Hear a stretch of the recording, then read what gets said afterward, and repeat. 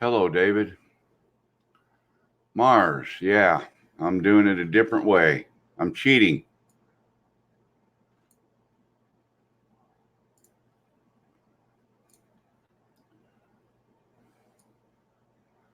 Everything's falling apart tonight.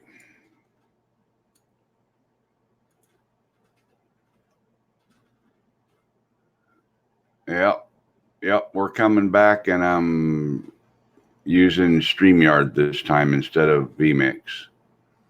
For some reason, my internet is on the fritz.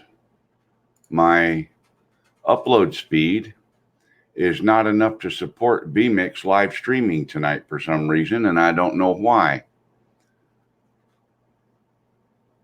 I've got great download speed, but terrible upload speed.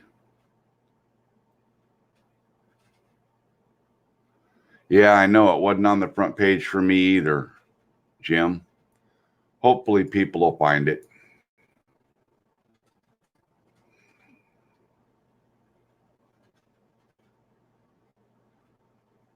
Okay, there's Lloyd. All right.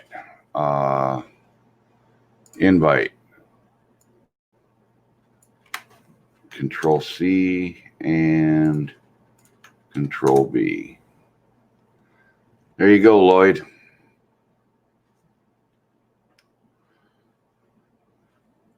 Yeah, I hope they will, Jim.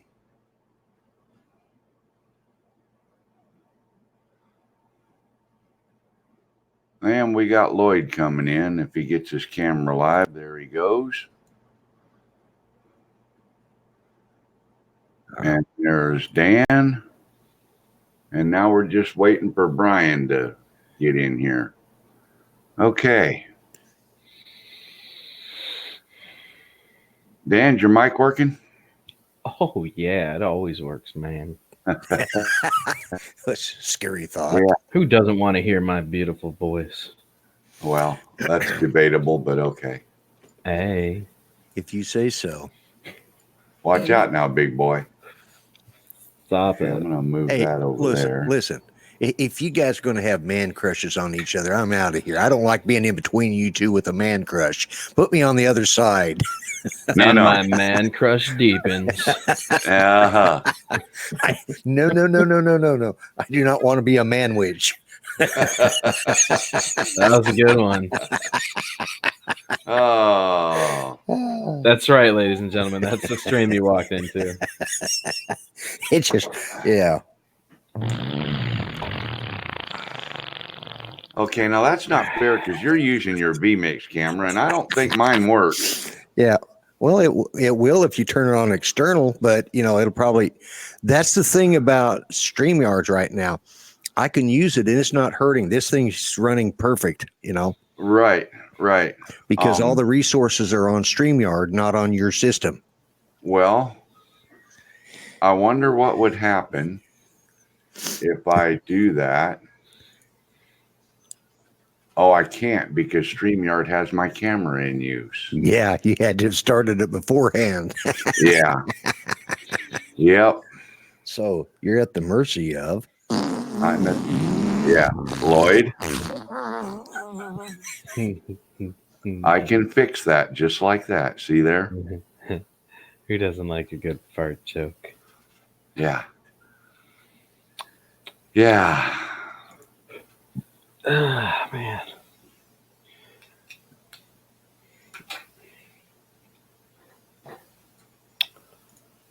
Well, So, hey, good call on that cape thing. I actually just started researching it, and I learned a lot in a very short span of time. So, yeah.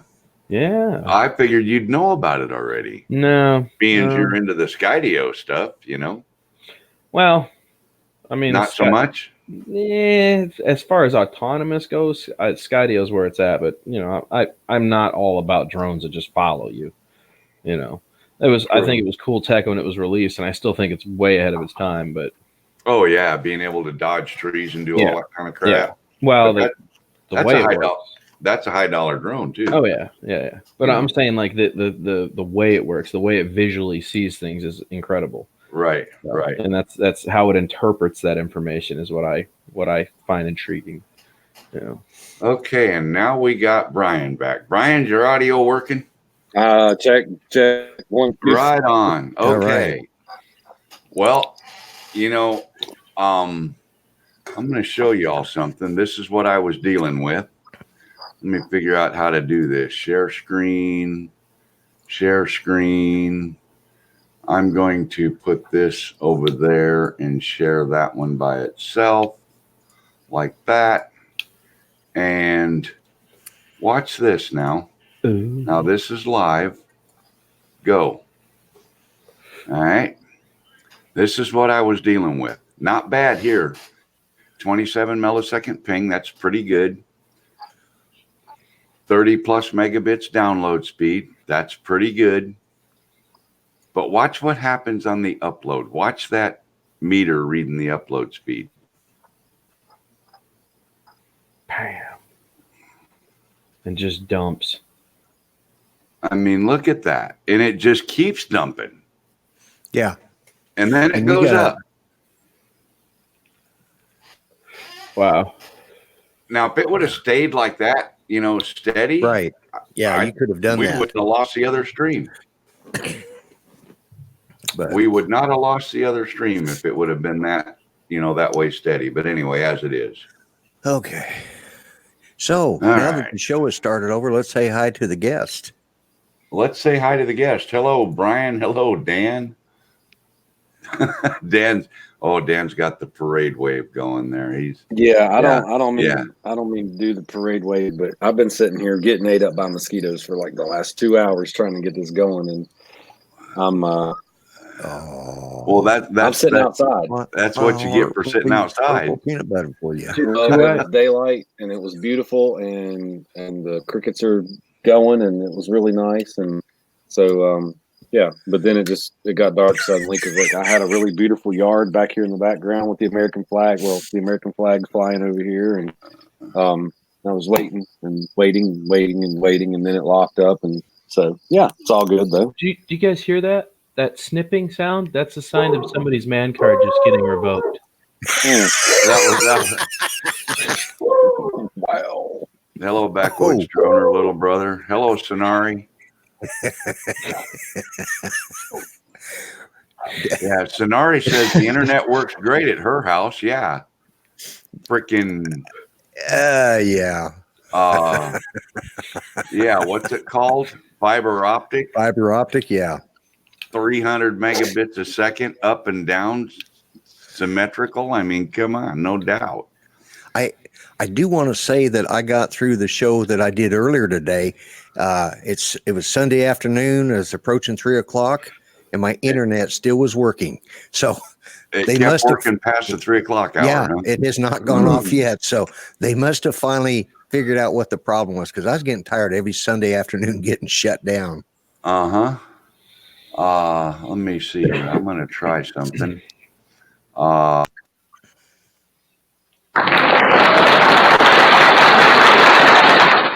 That worked.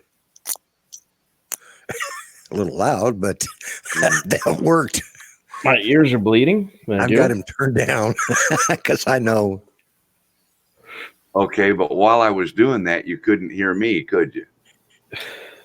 No. Yeah, see, that's the problem with this. I can't.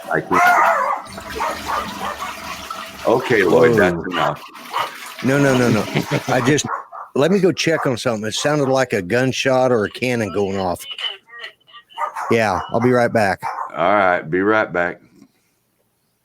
Okay, well, while Mel's off doing his thing, today's live stream is sponsored by iGadgets. Get your iGadgets at iGadgets.com to mount your GoPro and your DJI Osmo action on it. Well, what's so special about the iGadget? Oh, that thing is incredible, man. I use that every day. Like, these people are going to contact me eventually if I make enough videos about this, but I love it. Yeah, I see your deal there. That's pretty Tonight's awesome. stream is held up by this tripod from eBay for $12. It's pretty cool. Yeah, It does. it looks like you got Yeah.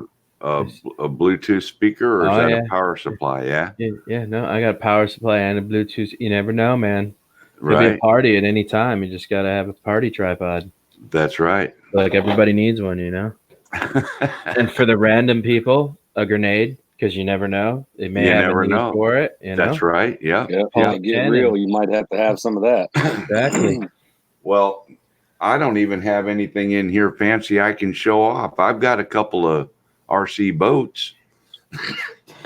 Got a couple of those behind me. And I attached a GoPro. I mean, DJI Osmo action camera to the bottom of one via GoPro attachments and ran it around the lake. Ooh, And it didn't sink the boat. impressive. That was cool. Except that now I wish I'd have pointed the camera more down. I had it pointed at about a 40, maybe a 45-degree angle down behind the boat.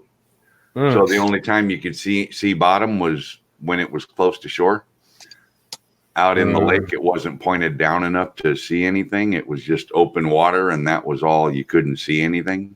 Open water. I let the boat sit around out there a little bit, hoping a fish would go by, but no such luck. Yeah, I have gator infested water that's extremely murky. I thought about putting a GoPro on the bottom of the FD11, but that's a 4S speedboat. I don't think I'd be getting my GoPro back if I put it on the bottom. Now you probably end up with gator bait again. Yeah. That was an awesome video. Well, thank you. A lot of people still think it's fake. I don't think they understand the Hillsborough River.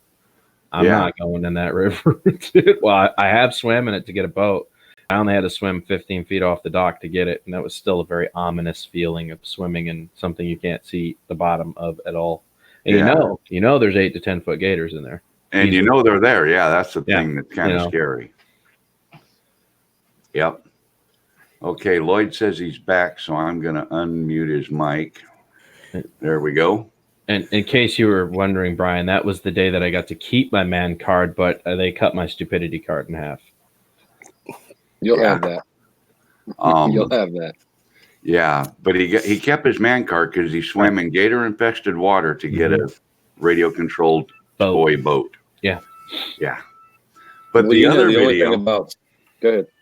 The other video that he had, he's racing this boat around out there in this little creek or whatever it is, little lake, and all of a sudden it vanishes.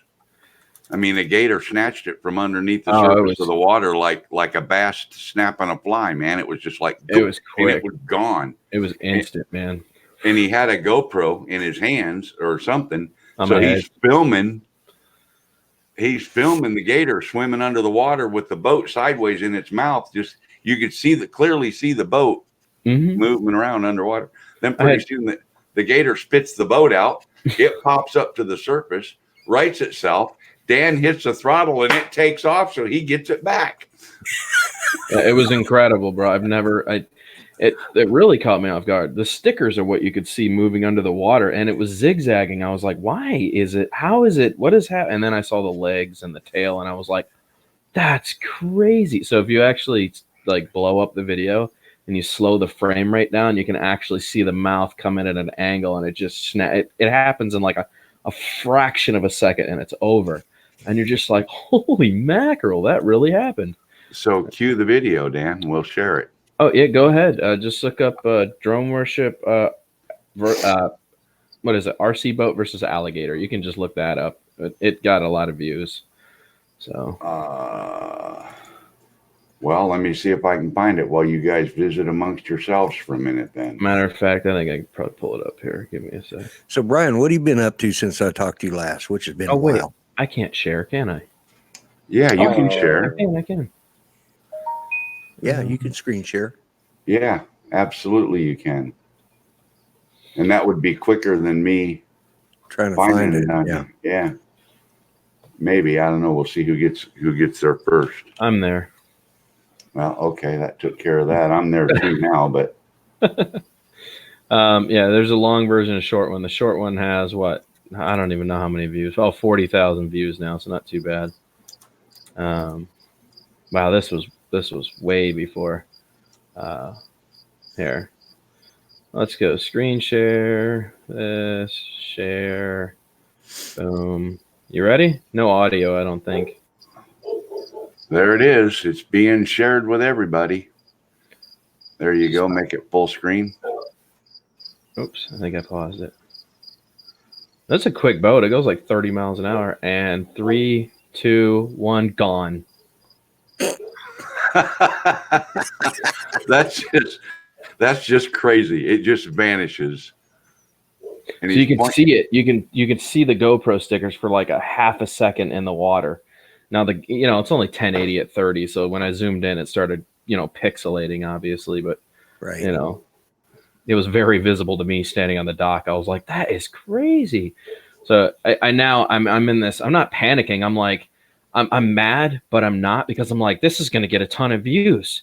Like I don't even care that I just lost a $100 boat. Like this is insane. This is the coolest thing that could have possibly happened. Right.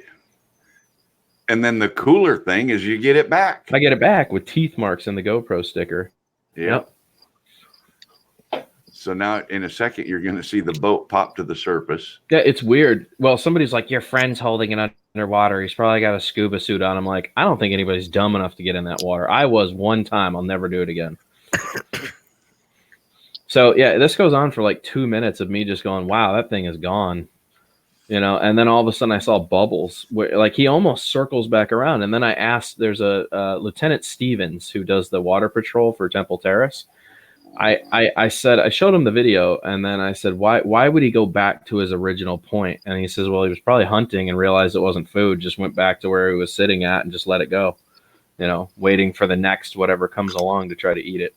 So I guess they're territorial. I did not understand that at the time. There it is. Boom.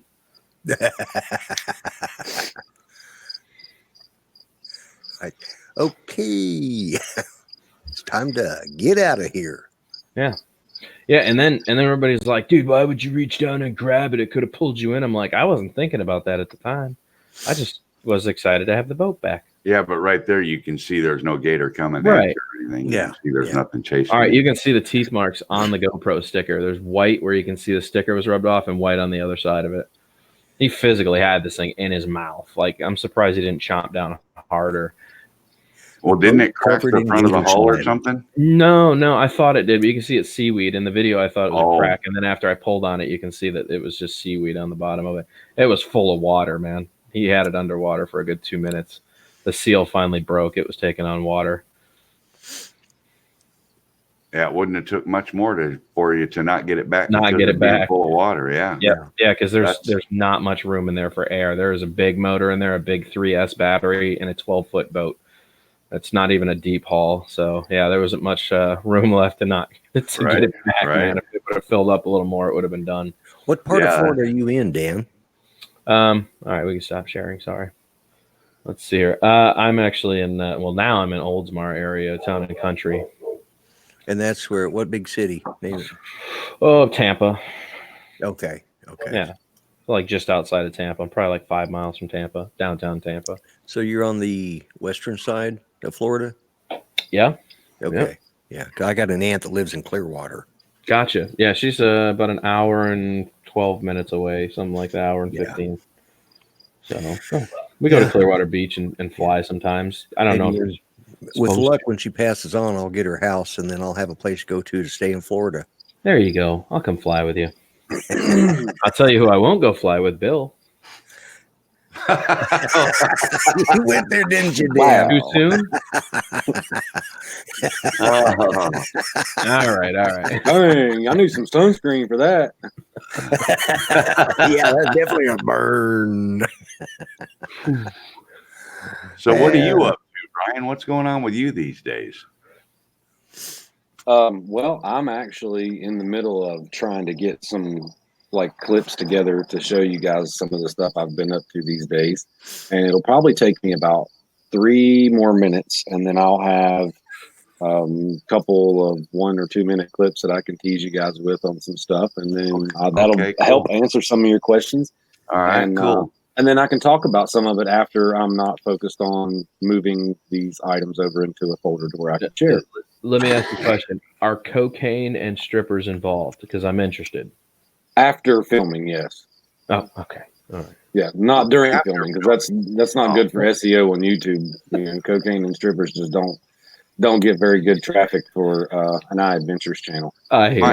Mike B, I know Well, you're I thought here, that and I know was the you're late, Adventures. and you'd like us to start over because you're here now. But we've That's already started actually over kind of 3 times. yeah, we've started over a dozen times already. We We didn't ain't wait on doing you, man. Where you been? We've started over 3 times saying, where's Mike B? You know, where's the Drone Ranger It was at? all because of you, man. That's why Yeah. we restarted. That's why we restarted. So Yeah. you're not missing much, except for Dan's gator riddled boat. I should have kept it. I should have put it on the wall. This got eaten by an alligator. Yeah, you should. What'd you do? Yeah. What'd you do with it? I gave it to a friend who, because I cleared the hull out. I took all the electronics out of it. I mean, I fried him at one point, and I was like, I was going to rebuild the internals on the boat, and then I was just like, man, now it's just going to break in another 2 weeks, and then I'll have to be down for parts again. I was like, I'm just going to leave it on the bottom shelf. And then my friend came, and he's like, oh, that's a cool boat. Wow, that is the loudest. I know, right? He's got that sucking down to an art. Jeez, oh Pete. Ooh. Yeah. Man, It's I'm gonna have softball. to get some sunscreen pretty soon. It's a here. free max twister. It's noisy. My fault. Softball I'll through a mute my, garden I hose, will mute man. my microphone for the next Gee. one. Yeah. You didn't Is that what expect to be happens? treated fairly, did you? Yeah. Is that what happens when a tornado meets a volcano there, bro? It's what happens when you quit smoking. And I had to actually. I've not had a cigarette for 5 or 6 months now, and then I'm out of juice. I'm almost empty, and so I had to get a pack of cigarettes today just to kind of curb my nerve, because I was at this huge Greenbrier. It's called the Greenbrier Resort, filming all day today in the sun. And I don't know if any of you guys have ever seen pictures or video or know anything about it, but it's actually like 3 times the size of the White House. It was commissioned by Eisenhower. It was a really awesome place. They have a government secret bunker there that was for the Congress and the Senate and all that. So I was filming there all day today, and I had to have a cigarette. So. Yeah. Gotcha. Right. Are you ready to share a little bit of stuff, Brian? Because I'm ready to start moving on with some news and conversation. You guys go ahead and move on to news and conversation. And in just a couple minutes, I'll have some clips here to show you. I'm just going through. I have 218 clips from my DJI Osmo that I'm trying to weed through to get, I'm getting 3 of them is all I'm going to get. Is that going to be a problem? He said weed on your channel. Will that cause problems with YouTube? No. Okay. Brian, I haven't seen you in a while. I haven't been able to give you crap for a while, so I'm just, Hello, Well, Matt. Lloyd, I've been I've been everywhere. I mean, I've been to Florida, I've been to South Carolina, I've been to Tennessee, I've been to riding roller coasters in Pigeon Forge, and You didn't today fly I with went Ken, to the did you? Greenbrier. Huh? You didn't fly with Ken, did you? No, I haven't He flown didn't- with Ken in probably He 4 or didn't 5 come, months. he didn't come that far west in Tennessee. Ah. Yeah. I was at a car lot, ironically, looking at maybe trading in my diesel because it's got 53,000 miles from all the road trips that I've made in it. And so I was thinking about I just wanted to stop and see what the 2020s look like. And I found a pile of keys. There was like 5 keys on a big, it was like a zip tie together, laid on the hood of the truck, and they were closed. They've been closed since Friday. So I found those. That was really interesting, and it unlocked all kinds of like $60,000 vehicles. So I put that in the drop box and left a little note in there that, hey, I found these keys on the hood of a truck today, and that's quite interesting. I've got video of that. I was actually vlogging when I found them, so it may not be that interesting to YouTube viewers or anything, but Yeah, it might. that's kind of interesting. You're walking around a car lot when they've been closed for the weekend, and you find a pile of keys on a vehicle just laying there out in the open, and you start pushing the buttons, and the vehicles chirp and start and stuff. It's like I would Could've have drove it gone was- away. could have It drove was a away trip. anyone he wanted. Yeah, I mean, it was a trip because I hit the unlock button and it unlocked like a $78,000 Ford Expedition Platinum. Dude. And then I hit another button and unlocked a $68,000 F-250 Lariat Platinum Edition Blackout. It was really awesome. And What were you? then I don't know. What were you doing, man? I would have unlocked them all, thrown a bunch of empty beer bottles and liquor bottles in there, and then put the random sign throughout a few different cars. Just somewhere on a seat with like a couple used condoms, like "Thank you for a good time, for letting us use your car, nasty Nate," like "Nasty Nate and the boys," and then locked it. That's And what I then would have hide the done. keys. Gone to Long John Silver's and got some fish and fish patties and stuff, and left them in a bag in the back seat or whatever. Exactly. Oh yeah, that would. Thanks, Nasty Nate and the boys. Yeah, you're just not thinking ahead there, Brian. That's what makes for good YouTube video. And then they just go to their video surveillance and they see the guy that did it all. It's like, well, there is that. So, in the meantime, Alexa, tell me a joke. Oh, you winch. I'm having trouble connecting to the internet. Why? Take a look at the help section in your Alexa app. Oh my God, I restarted the router and Alexa's on the rag. I mean, disconnected. Alexa, Dan, tell a joke. Go ahead. What's the opposite of irony? Wrinkly. That's probably the best joke I've ever heard her tell. Ken would have probably liked that one. He does those Alexa jokes all the time. Anyway, so Dan, hit me. You're familiar with skinny fish, right? Skinny fish. Yeah, fat sharks. Yeah. Okay. I've never heard them called that. But yeah. Okay. Yeah, some people call them that when they don't like them. Oh, I've never been a fat shark fan myself. There's one guy that I used to watch his videos now and then, and he's a fat shark hater, and he just called them skinny fish. That's what he called them. I like that. Well, I'm going to start using that. I don't remember who it was, but so DJI releases the FPV system. It's a controller, a camera module with a DVR in it. It's a camera and a set of goggles. You sure you want to do this, man? Absolutely. Mars has been waiting for me to do this all night, man. He sent you things. Yeah, he's asked a question in chat a couple times. So, yeah. Supposing that one little housekeeping, Mel. We have our token millennium in I the said house. hello to him 20 minutes ago. Where you been? Hell, I was out chasing the guys with my gun. There was a gunshots out there. I didn't see him come in until just a little bit ago. So, right, yeah, no, I'm just picking on you. Yeah, he'd been here a little while. I said hello to him. Okay. Go ahead, Dan. Rip it. I think honestly, they're probably going to be good for professionals, and that's kind of the gist. I would say fixed wing gliders are a very, because we're talking 4 kilometers of range here. That's pretty killer, honestly. Yeah, that's pretty good range. And in all honesty, fixed wing gliders, man, a lot of people don't fly them aggressively. There are people that do fly them aggressively, but I think for the majority, they like to take long hauls out there, and they like to get really good footage and come back.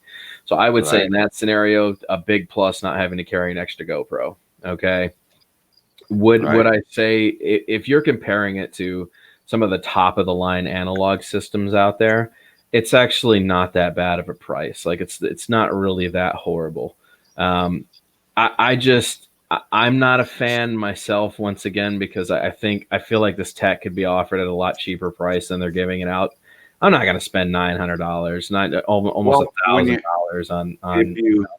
If you add up some of the top of the line analog gear that's available now, you can spend $700 to $800, right, pretty easily. And that's what I'm saying. So if you do look at it in that perspective, yes, but who's really using that gear? And this is what it boils down to. Who's really using that gear? Professionals that have sponsorships that can afford to bash these big expensive pieces up and then replace them, every other day. Because they've got sponsors, yeah. Right. It's not your average FPV user out there tearing this equipment up, because we fly aggressive. We smash into trees, we hit bridges, we break telephone poles, we run into wires, we face plant. Like, how many times can that camera, even though they say it's really robust, how many times can that setup actually take a hit before you're going to end up starting to replace parts? Now, somebody said the FPV core, or whatever that thing was, the actual VTX setup. I don't even remember what they called it. What was the box with the camera? What did they actually call that thing? It's the DVR part and all that. Yeah. Yeah. Okay. So that thing, somebody said it was $100. I'm calling baloney. I bet you if we go to the DJI website right now and we look it up, it's probably over $200. Well, Okay. actually, when I was at the DJI website looking at it Hmm. on release day, the individual components weren't even available. The only thing there was the system. Pre-order. I thought it was pre-order right now, and it was like, Oh, it could be. I didn't see it. I'm just gonna look it up here. Hold on a sec. I don't like to spew information that's not accurate. So Like Yeah. Mark Rogers says, if it was FPV, if he was an FPV guy, he'd be scared to wreck it and have to replace the camera portion with probably $150 to $300. but that's what I'm saying. It's not. That didn't help, Brian. We still heard you sucking. All right, I got you. I got you, Lloyd. But let me Brian tell you sucks. something. Let me tell you something. Okay. And I brought this up the other night, last night, somewhere, sometime yesterday, day before. I've slept since then. I don't know. They were all showing, maybe it was on Mitch's show. They were showing their FPV drones and doing this and that. And I said, well, let me go get my favorite FPV drone. And I walked out in the living room and I opened up the case and I carried my Inspire in here and I held it up in front of the camera. I said, here's my favorite FPV drone. And they're like, well, that's not FPV. I said, well, sure it is. It is. I can plug an HDMI cable into the controller and plug it into the bottom of the Fat Sharks. And I can wear the Fat Sharks and fly the drone FPV. If you fly any camera drone and you only look at the screen, guess what? You're That's flying FPV. For first person view. I mean, that's what it means, you know. Yeah. Exactly. So the whole setup is $929. Okay. Let me go to shop. Let me go to shop now and see if they actually have a breakdown of the parts. And this, remember, this is pre-order. So, all right. And I didn't see that, but Yeah. Okay. So I'm on the DJI website right now, the DJI store. It says the DJI head unit cable is $6. The DJI FPV unit antenna MCS straight. So the antennas are $15 a piece. Let's keep going here.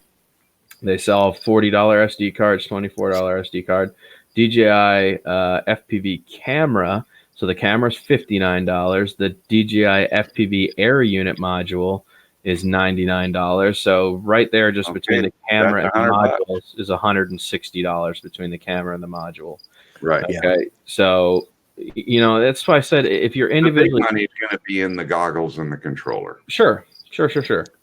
Old guy Mitch says that it's $179, includes the camera and box. Right, to start off with. But Yeah. when you're replacing, like I'm looking at it from a perspective of replacing parts as you break them. Right. You know, that's what these pilots are going to essentially do, is bust these parts up. You know, and I have to look at it from that perspective. I don't think your average flyer is going to actually go out and purchase this. I think the majority is going to be sponsored users or people that have a ton of money to just blow. You know. Yeah. So but is it nice? Let me say something. I want to address something that Jim said. Mhm. And all require activation to China. Everybody has their opinion about that, but I can sit here now and guarantee everybody in this chat and in this stream and on YouTube, China is not interested in what we're doing. No, and China I, does not have a care in the world that we're flying over a lake, right. almost crashing into power lines, or shooting video of a girl in a bikini on a pontoon boat, or flying around the house, you know, doing video of the woods. China could give a flying what China, if China wants anything, and you can control the data that they get, other than you sign up for their website. If you want to buy their stuff, you have to register it. Register it starts your warranty. To me, that makes sense. But they are not interested in drone warships video from his drones. I just don't see that. I don't either. Let's touch on the last subject here before we move on, because I think what really needs to be discussed here is the transmitter and weathered pilots. Okay, I can tell you right now that a real pilot that has been flying this version of FPV and Acro has a very specific controller they like to use. Sure. That is set up with sensitivity. The sticks feel perfect for them. They designed it themselves. It is theirs to ask them to go to a transmitter that they have no choice but to use if they buy this system is a killer right out the hole. Like, bad design, flawed. You've really capped the amount of people that are going to be interested in buying it by doing it that way. If you had maybe put multi-protocol setup inside of the FPV unit and allowed it to connect to FlySky, deviation, all that stuff, people probably would have been a lot more likely to want to purchase the entire package setup. Okay. But as it sits right now, I can't see too many professionals getting excited about having to use the DJI transmitter when they're very tuned into using one thing that they really love. Right. You know? So, Right. Yep. And that's entirely possible. Mitch said you don't can have to actually use their see that transmitter. I have not heard that yet. That would be new information to me if that's the case. Okay, maybe he can expound on that in the chat. So, Yeah, Mitch, give us some input there because. but he's still not sold though. Yeah. Well, I think I think it's Mars, and I think that's probably what you were talking about. You know, that it's going to put some of the smaller manufacturers out of business, or has the potential to put, you know, some of the us poor boy FPV flyers, which I'm not a drone guy, so I have no clue what any of you guys are talking about anyway. So I'm just a vlogger. So, but you know, I pay attention enough that I agree that Mars is probably right in the fact that, you know, the competition against DJI by these smaller companies, of course, this may actually be the best thing for them because everybody's going to be so ticked off that you have to pay such a price that they'll go and maybe even develop a little bit better stuff and keep it within a price range that the poor boys can fly. My understanding was Eachine was already doing that. So I believe Eachine is supposed to be producing their version of HD FPV fairly shortly. So Excellent. if that's the case, then they're definitely going to go head to head with DJI, which is interesting to me because Eachine isn't really a company I would expect to step up to the plate on something like this. Not this realm anyway. This is a big step for them. Very true. So A little bit of housekeeping. Oh, okay. Mitch says Ladrib video shows you how to wire it up. Goes over all the options. I saw that. Okay. So like I said, we got Rick Carpenter joined the stream. Drone Life joined the stream. I think that's all the newcomers. But I guess so. You guys, go ahead. No, I was just gonna say I'm done. I'm ready whenever you are. Whenever you get done talking about this subject, I'm up next. I guess I'm just saying, guys, is this for all transmitters or very select transmitters that this is going to work for? Because like I said, the professionals are going to want to use their equipment. They don't want to be stuck. Like, are we just saying that it works with 3 to 5 transmitters and that's the extent of it? Or are we saying that this is adaptable to all transmitters? We don't know enough about it. Nobody knows enough about it. Yeah, it's too new. Oz is in here. What's up, Oz? Yeah, he's still on hold with Telstra. Yeah, he's calling Telstra to try to make them fix my internet, probably. Yeah. Well, it's only fair, Mel, because I contacted the Prime Minister of Australia to get his internet fixed, and I figured the least he can do is contact Mr. Trump to fix yours. I just think it's only fair. Yeah, but he's not calling Mr. Trump. He's calling Telstra. Well, it'll never get fixed at that rate because they don't do anything right anyways. And they can't fix their own. So, yeah. That's good to know, Mark. Or, oh my gosh, Mitch. Sorry. That's good to know, Mitch. Thank you. I will have to look into that now for myself. That would be a game changer if you can connect all transmitters and receivers. I was under the impression that was not a possibility. So you learn something new every day, man. Welcome back, Greg. Brian, you got some stuff set up to share screens? Yeah, I do. I'm going to go ahead and I'll talk about it. I don't think you'll get the audio out of it, which is no big deal because most of it's going to have, some little bit of dialogue. And okay, here's what you have to do. Like you have to try to remember what was happening the best you can and try to just say it to us. Okay. So you're going to dub over live dub. I got you. Live dub. Okay. All right. So I'm going to click share screen. Are you guys ready? Yeah. I can't wait. Yeah. I want to hear the sound effects too. You could have done that any time because it has to get approved by the host to even get in there. So Okay. Well, it says share your screen, wants to share your contents of your screen, and how do you want to do it? Entire screen, application window, or Chrome tab? So application window. Yeah, you can do that, or the entire screen. I'll do the entire screen just so that I'm going to take a call. I'll be right back, guys. All right. it says share audio also. So we'll see. There's a click for that. It doesn't. Let's see what application window looks like. Yeah, I need to do entire screen and then share audio.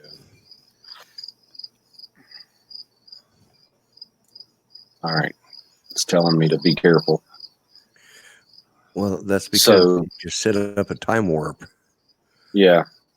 All right. Let's see. Let's start with this one. This is a video that I'm working on currently right now. It's an adventure ATV video,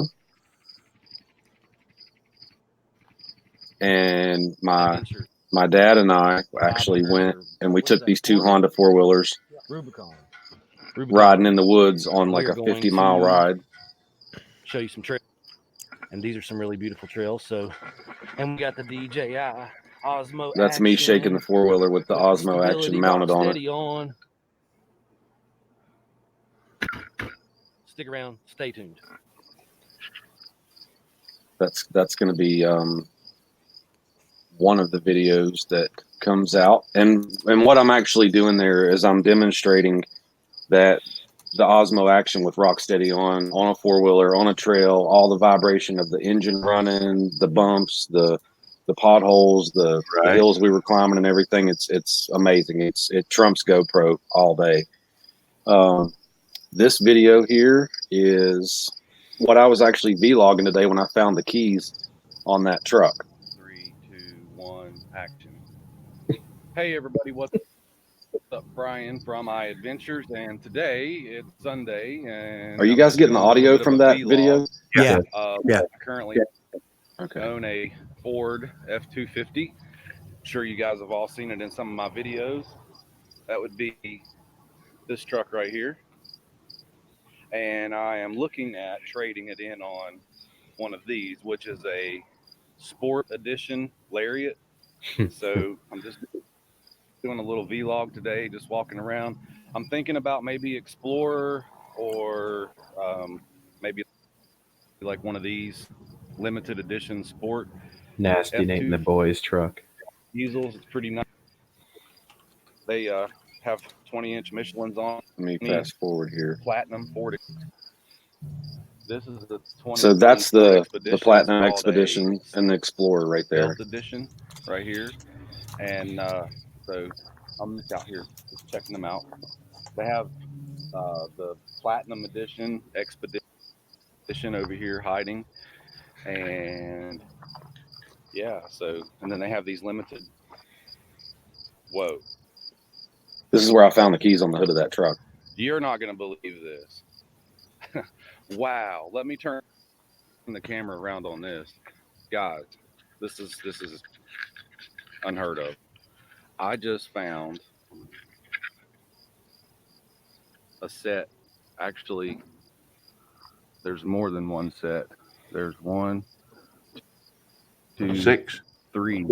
This is legit. This was filmed Set of today keys. on Sunday. Nobody was there. It was completely closed since Friday. So 3 Just sets laying of on- keys. On Sunday at a Ford dealership. Somebody's in trouble because there's 3 sets of keys to brand new vehicles laying on the hood of this truck. Holy shit. Beep. I mean, Yeah, there was parts I probably should have edited out of there. These belong to. Let me see. F-150. Joyrided it. F-150 black. F-150 silver. Holy crap. There's like keys here to all these vehicles just laying here. Let me see what these do. Let's see. Holy crap.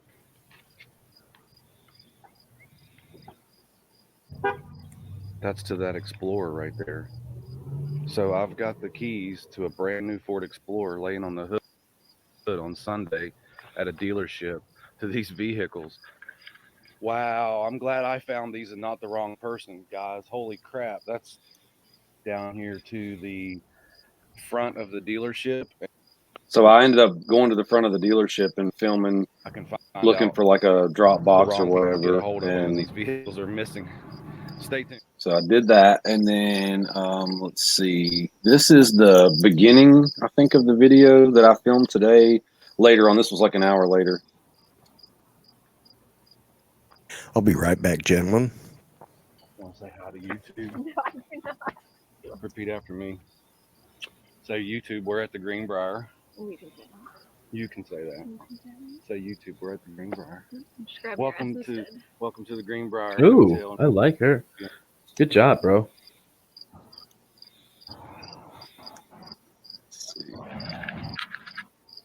That was some dialogue. This is the front of the hotel. This place is incredible. I mean, like I said, it trumps the White House. Main everything. It's the main everything. That's the technical term for the main everything. And inside, let's see, they have this big ballroom in there that's big enough to like have a monster truck event. It's huge. This is where they have like the governor's dinners and all that. So, wow, look at this. Like, they even have up here, they have the places where the people have headphones. I don't know if anybody knows or not, but I think it was 95 or 96. There's a bunker. I'm going to pause this really quick. There's a bunker that Roosevelt commissioned to be built in 1950 in this hotel, and it was for Congress and Senate and the president and all that. It held like 200 people. But it's called the Greenbrier Resort, and there's a bunker there, and it was a secret for 30 years, and then they exposed it in, I think it was 95 or 96, if I'm correct. It might have been 2003. I can't remember, but they built this huge, like 50,000 square foot bunker underneath this hotel, and for years they hid it by using this room right here was actually part of the bunker. That's concrete, 6 foot thick concrete ceiling up there. And then the walls, but this was actually the ballroom where they would hold like the inaugural address and the presidential address to the nation and all that. That was all done here. And then these windows up here is where they would do all the audio and video filming from. And for years they hid this in plain sight. And then through that door right there, you go down a hallway, which I actually do in this video. It goes down into this big, huge like blast door, and you can spend like $50 and take a tour of this place, but I'll fast forward this up and show you guys this place. It's really awesome. But the fact that this place was built in like the 30s and 40s, and then they redid it in the 50s for this bunker, is just the history is really awesome, and they left it at the way that it was back then. I mean, they brought new lights and stuff in, but let's see. This is the presidential suite off of the back patio. That to the right there is actually the presidential suite.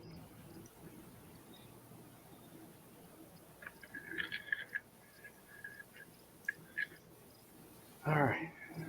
So you're just running around now doing some fun stuff, playing tourist on your time off, huh? Yeah, I'm filming, getting some shots and talking, pointing some stuff out. Cool. Just kind of doing I don't know, I guess you could say it's like a vlog, but it'll actually be a video. I'll do some talking about it. I was not able to fly my drone there. That's the Oval Office. This is the backside of the presidential suite here, that whole entire wing right there. I wasn't able to fly my drone because of the fact that they have it's not a TFR, but it's like a no-fly zone due to the fact there's an Amtrak railroad right across the street. There's an airport that's close by that they would actually bring the, I guess the president in, and so I wasn't able to fly my drone, but I did get plenty of ground shots. I wanted to show you guys this. Uh-oh. Welcome back, Lloyd. Hey, Yep. Everybody here? Yep. Well, Okay.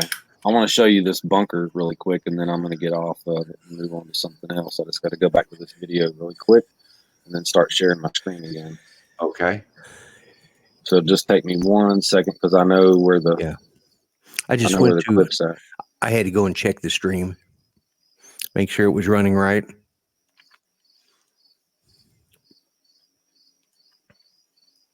see, I think this is it here. Okay, I got the hockey puck reconnected too now. Oh, did you? I just had to reboot it. Oh, Like I rebooted okay. everything, you know? Yeah.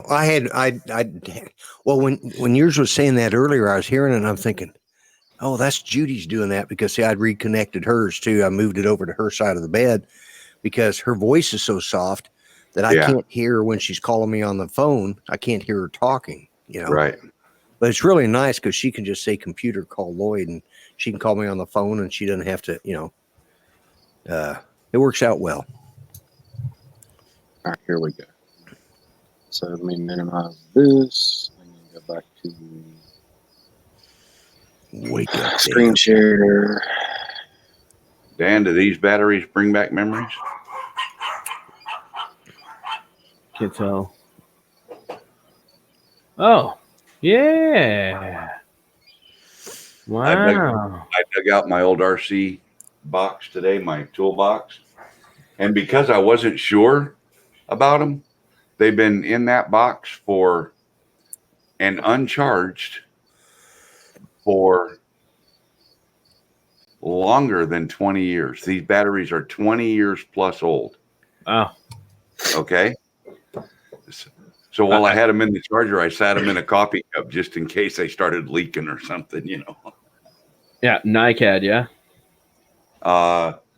Yeah, but I charged them with a nickel metal hydride charger. Ooh. We'll see how they survived. Okay, Brian, you got a share screen here ready, right? You ready? Yeah, I'm ready to go. All right. Pull this back up. It's 254. Yeah, here we go. Nope, backwards. I'm not sure. Was that one we wanted to see or not? Well, she wasn't naked, so Yeah, it was we were okay. just goofing off. Yeah. Yeah. I mean, I already So heard. Is that what they call it nowadays? Goofing off? Yeah. Goofing off. Okay. I already heard the booty grab. Maybe I should just grab your booty. That was, yeah. Yeah. So this is part of the bunker right here and the little hidden door to get to it, which was really cool. And I had unprecedented access to this place today, which was awesome. I had to get permission to do all this.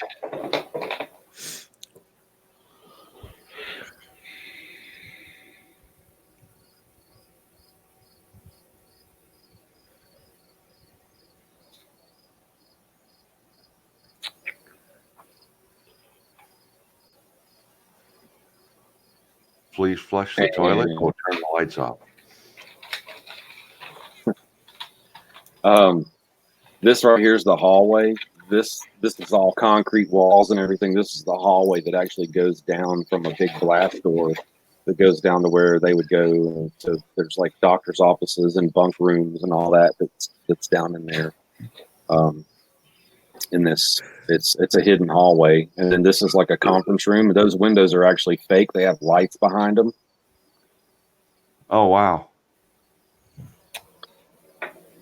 Well, that's cool. So this was kind of like a Senate, Congress, government, whatever room that they would sit in and talk about, things or whatever, which they've just got it set up as a conference room now. But these walls are 6 foot thick concrete walls, the ceiling. And then, like I said, those are LED lights or neon lights that are actually behind fake windows to make them think that, it was daylight outside so they didn't get cabin fever, Right. It was really awesome. Yeah, very awesome. And, like I said, it was it was set up for the government. So Well, that's cool. Thanks for sharing Yeah. that with us. yeah, I had a really good time filming at that place, the Greenbrier, today, and then at that dealership, just goofing off. I've got some footage, some travel footage with Well, you need to different get places, to get some of these videos put up on your channel. You know. Yeah. So here's the deal about that, Mel. I have been working 12 hours a day, 6 days a week, and it's been tough to be able to get off work and spend 3 or 4 hours editing videos.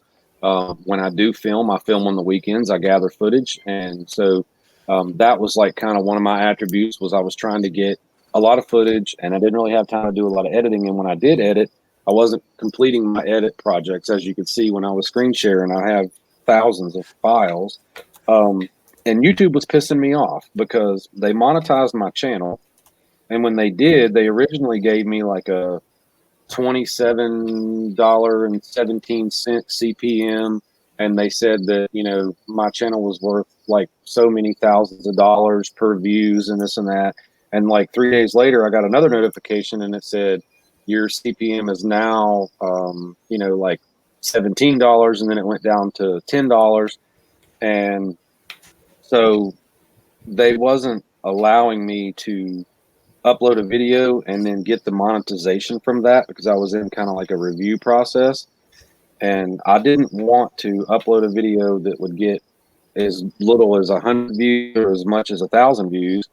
And YouTube and commercials generate a revenue off of that because I've vowed to, you know, put my YouTube money back into my YouTube channel. So I'm not ever going to make enough money off of YouTube to go buy a Ferrari or a Lamborghini or whatever, like some people do.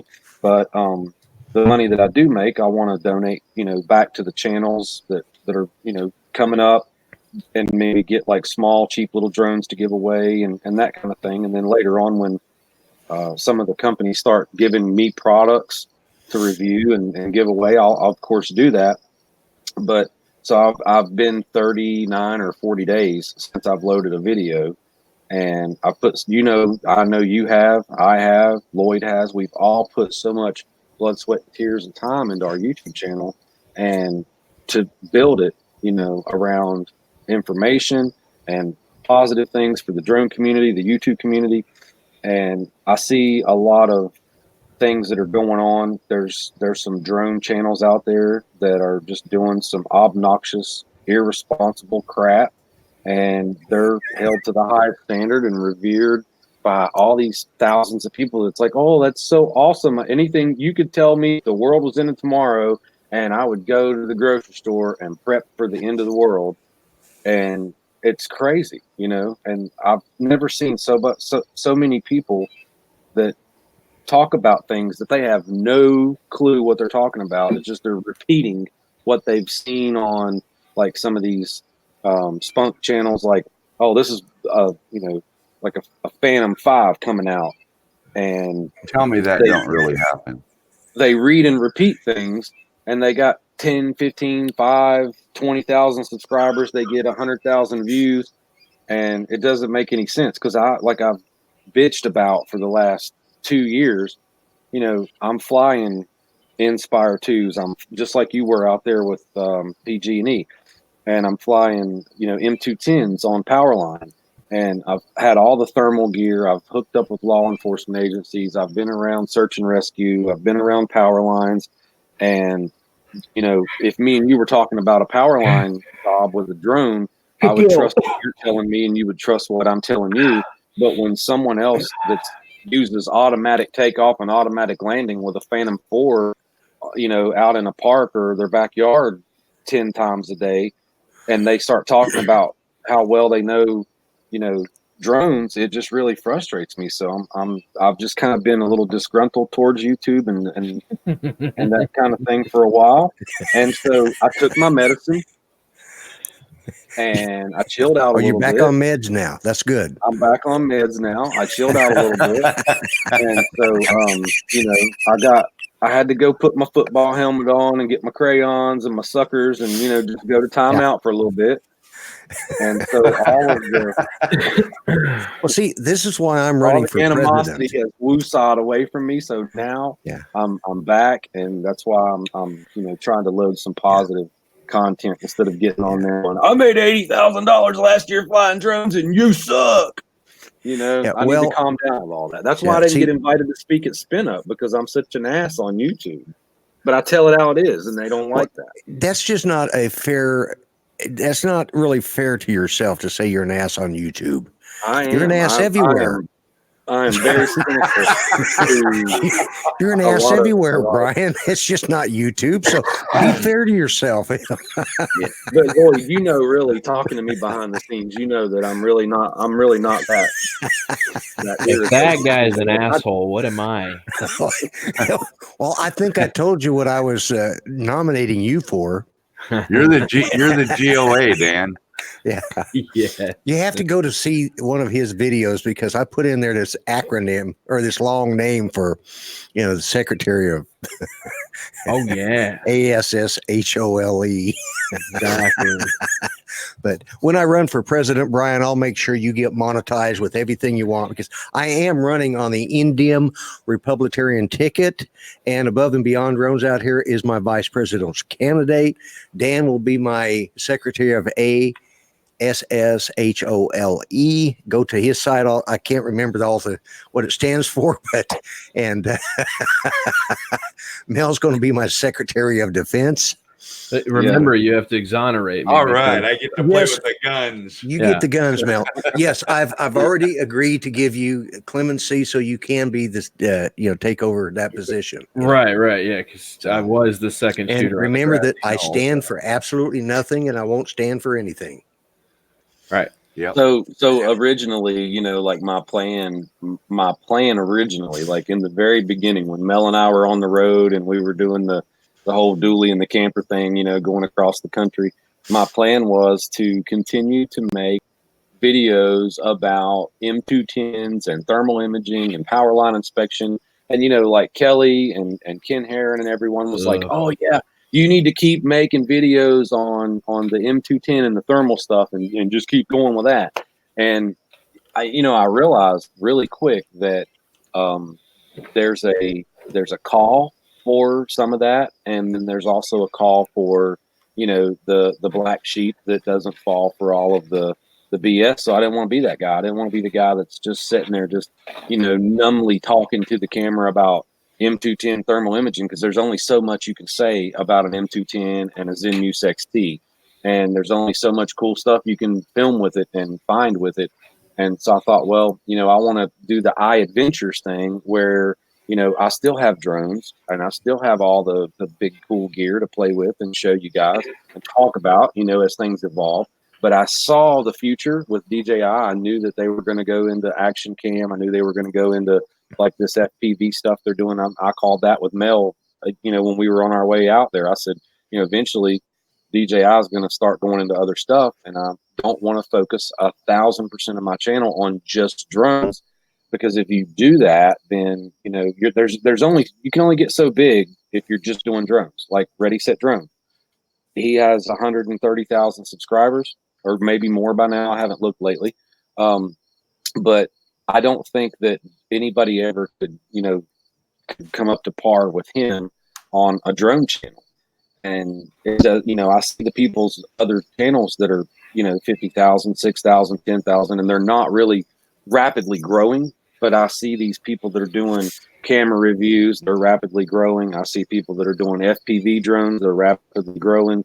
The, go ride roller coasters and let's go to the beach with a beautiful woman. Those are rapidly growing.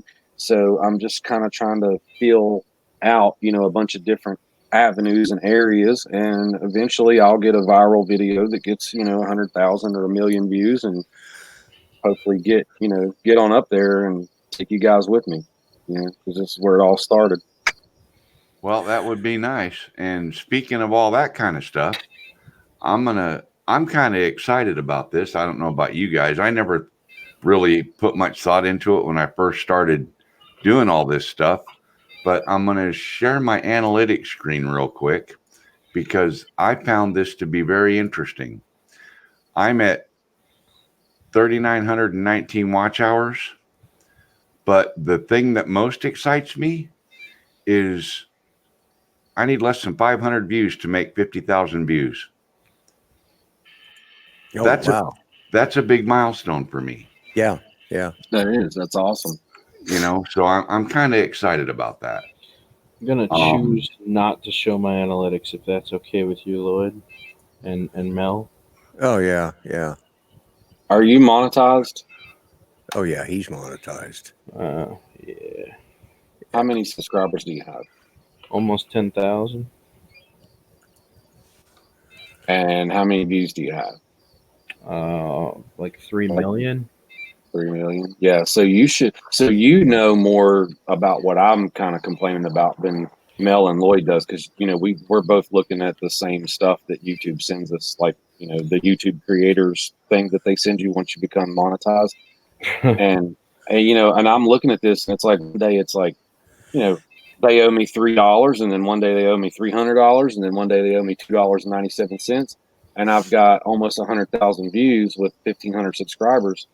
And one of my videos is like 18,000. I think my biggest is 17 or 18,000 views. And it shows on my analytics that particular video is worth like $230. So I don't understand where the other $229 went if I'm not getting but $1 of it. How many views did you say you had, Mel? 49,600 and something. Oh, okay. All right. Total views. Okay. Well, I'm only sitting here at 26,000. It's an interesting thing. What are you cutting on, Dan? I seen you cutting on a little Oh, 2S battery. I'm over here modifying the world right now, bro. When I can listen to discussion, but right now I'm binding the Fly Sky protocols to the Mobula 7. I'm building a jumper cable at the same time, and then I'm gonna bind it while we're all communicating. I can't stop my brain. I have ADHD, so I have to keep circulating info. When I'm not part of the conversation and I'm listening, I just pick up tasks. So, well, I can't help it, man. I gotta stay on the move, bro. Well, you notice my chair never is still. I'm the same way, but I'm just senile. That's a good thing. When you get my age, Dan, it'll slow down and you'll just kind of drift off and just like, they'll just think you're a doddering old fart. I was drifting off when he was showing the cars. I was like, but then I was like, that's not proper. You can't do that because then you look like a dick, Well, you are what you look like. I mean, hey, man. Can't argue with that, bro. So I was wondering if I could maybe get you to hook me up with an FPV drone that has automatic takeoff and automatic landing and return to home, that I can, and precision return to home. Precision landing, precision return to home, so I don't have to freak out. I think they call them sparks. I've never flown an FPV drone, and this is me being 100% honest. I've never flown an FPV drone in my life. I might have $100,000 in drones sitting around here, but I've never flown an FPV drone, and I want to film my first time flying it, and then just have like a meltdown. Greg wants to know if you want it to make coffee too. Auto everything. Okay, I assume we're talking about the same thing here, and I don't know if you want to bark up that tree, because I will let loose and Mel will look like an asshole, and it won't even be his fault. No, because I had an eject button, This is true. How about you and I know what we're talking about, and I would like to have an FPV drone. So suggestions, maybe? Right here. You want to learn FPV? That little thing you got, I don't like, because it lands on roofs and shit. I need something. Hey, I just got one of those today. This right here, I'm not kidding you, Brian. This is the ideal thing to learn to fly with. Yep, there it is right there. Same thing. I want to be able to hook these DJI goggles and that little camera up to one and put my OSMO action on top of it. I need something a little bit more honky donkey. You know what I mean? Well, go buy you a 7-inch and build it. Yeah, that's what you're going to have to do. Buy a ready to fly FPV drone. Not that big. You can, but it'd be crap. You can, but it's going to be kind of a joke. They'll laugh at you. So I'm gonna have to build my own FPV that'll carry my OSMO action and the I new feel like I feel like goggle system. hold on though. I feel like you're kicking a dead horse by asking for all those things. You may as well just buy a DJI product or a. I mean, you're asking for the same thing that a Camera Bird offers. You know what I'm saying? The idea is to test your skill set. That's why you would get something that doesn't have all those features. When you become a talented flyer by just testing your skill set, you realize how much you don't need the redundancies of the sensors, how you don't need the GPS, you don't need the optical flow, you don't need any of that stuff. When you come to realization that your skills are there, you've just been suppressing them because you've been flying in such a simple format, right? It's like the freedom of being a bird all of a sudden. Like the first time you touch a drone, that's the excitement you get when you first learn that you can do these things and you don't need all that extra stuff. It's a totally different feeling. I like think I've only used return to home like 2 times since I've been flying drones in 2016. And I've never used automatic takeoff or automatic landing because but you use the when satellite you've got systems, right? when you have a $30,000 drone with a thermal camera on the bottom of it, you don't want it to just land anywhere on its own and take that risk. So you actually use your pilot skills, pinching or thumbs, however, and land the drone on the road or on the sidewalk or wherever you're working from. And yeah, but with race drones, it's not about getting up, taking the shot, staying in position. With race drones, it's like the difference between riding a Harley, or riding a crotch rocket. It's two complete. They're both motorcycles. They both got the same size engines, but they react completely different. Oh, way different. And I so want to fly through stuff and under stuff and you can't do that with all that other GPS crap that you want on there. GPS doesn't work. 360 around my house and show my hot tub and my do what carport and do what Osmo Drones does. Get you a whoop and start with that. That's going to take you a year to learn how to fly that way. Or easy, more. Easy. Most people to feel, and that's before you're actually ready to bump up to something like an 85 millimeter or a 75 millimeter. I suggest that you start in your house, right? And you get a nice little brushed whoop that's slow, that runs on a 1S battery that you can get the feel for it. It's a totally different world, man. It's something that you're not ready for. Do you know what Ed Ricker was flying at Spin Up Mel? Do you know what kind of FPV that was? Yeah, that was about, that was like a 7-inch. I don't know what the millimeters are, but it was probably a 7-inch quad, and it had hyped up motors and ESC and all that stuff. It was probably $1,000 worth of aircraft. Wow. I mean, because it was just really cool to watch him fly down those flagpoles, literally just straight down. Add another 600 or 800 in the goggles that he had. He had $2,000 there, batteries and charger and so forth. He was probably into that package for $2,000, and he's been flying a long time. Something like that right there. That's what he had. 210. This is a B Fright 210. It runs on 4S, 5S. Top speed's probably close to 80 miles an hour at full tilt. But it'll do that instantly in about 3 seconds. It'll reach those speeds. So, like I said, you're talking about a GPS drone that has to build speed, and then it's got to make sure that the GPS is going slow enough that it can keep tracking the satellite. And when you remove all that, you are left with the bare minimum of what these offer you. And this is the best way to fly if you want to have adrenaline in your system. This is like strapping yourself to a crotch rocket and taking the ride of your life. Yeah. You know what I'm saying? It's just the difference is it's not a video game. You smash this into a tree going 100, you don't have a drone anymore. You know what I'm saying? So, but once you get up to this stage, it's an absolute blast, bro. Now I just moved up to 5-inch. I was flying 85 millimeter micro, which was pretty fast. I think top speed of like 45. Then I went to a 3-inch, topped out at about 55 to 60. And now I'm up to something like this. And I've been flying FPV for 2 years. So that tells you how long it takes to really build your skill set and get, you see where I'm going with this? Yeah. It's like Night Train says, try to hover it still. Yeah. So the little white one that you guys were showing, do you have controller with that and drone and battery, like a full package, or do you have to buy a controller separately? Or you can buy it, but it's usually controller a piece of separately. So Fly Sky Fly Sky, and this is multi-protocol. This is deviation. This is Fly Sky protocols, deviation. This is multi-protocol. If you wanted to get into something like this now, this is a very good route to take, because this attaches to basically like all drones. All of your normal receivers are going to connect to something like this. So Right. instead of getting one that you're stuck with one protocol, you can actually have all the protocols in one transmitter. That's what Well, that was this my is- biggest question. So I'm not buying a controller, then later buying another one, then later buying another. I like to Right. just get That's what the controller jumper that works yes. for a lot of stuff, and Well, then this'll start work out with a with little the drone and then move up. receivers. Give me 1 sec. My girlfriend's trying to get my attention here. Night Train puts up there's a full kit that has goggles, radio, and KWAD for Tiny Hawk.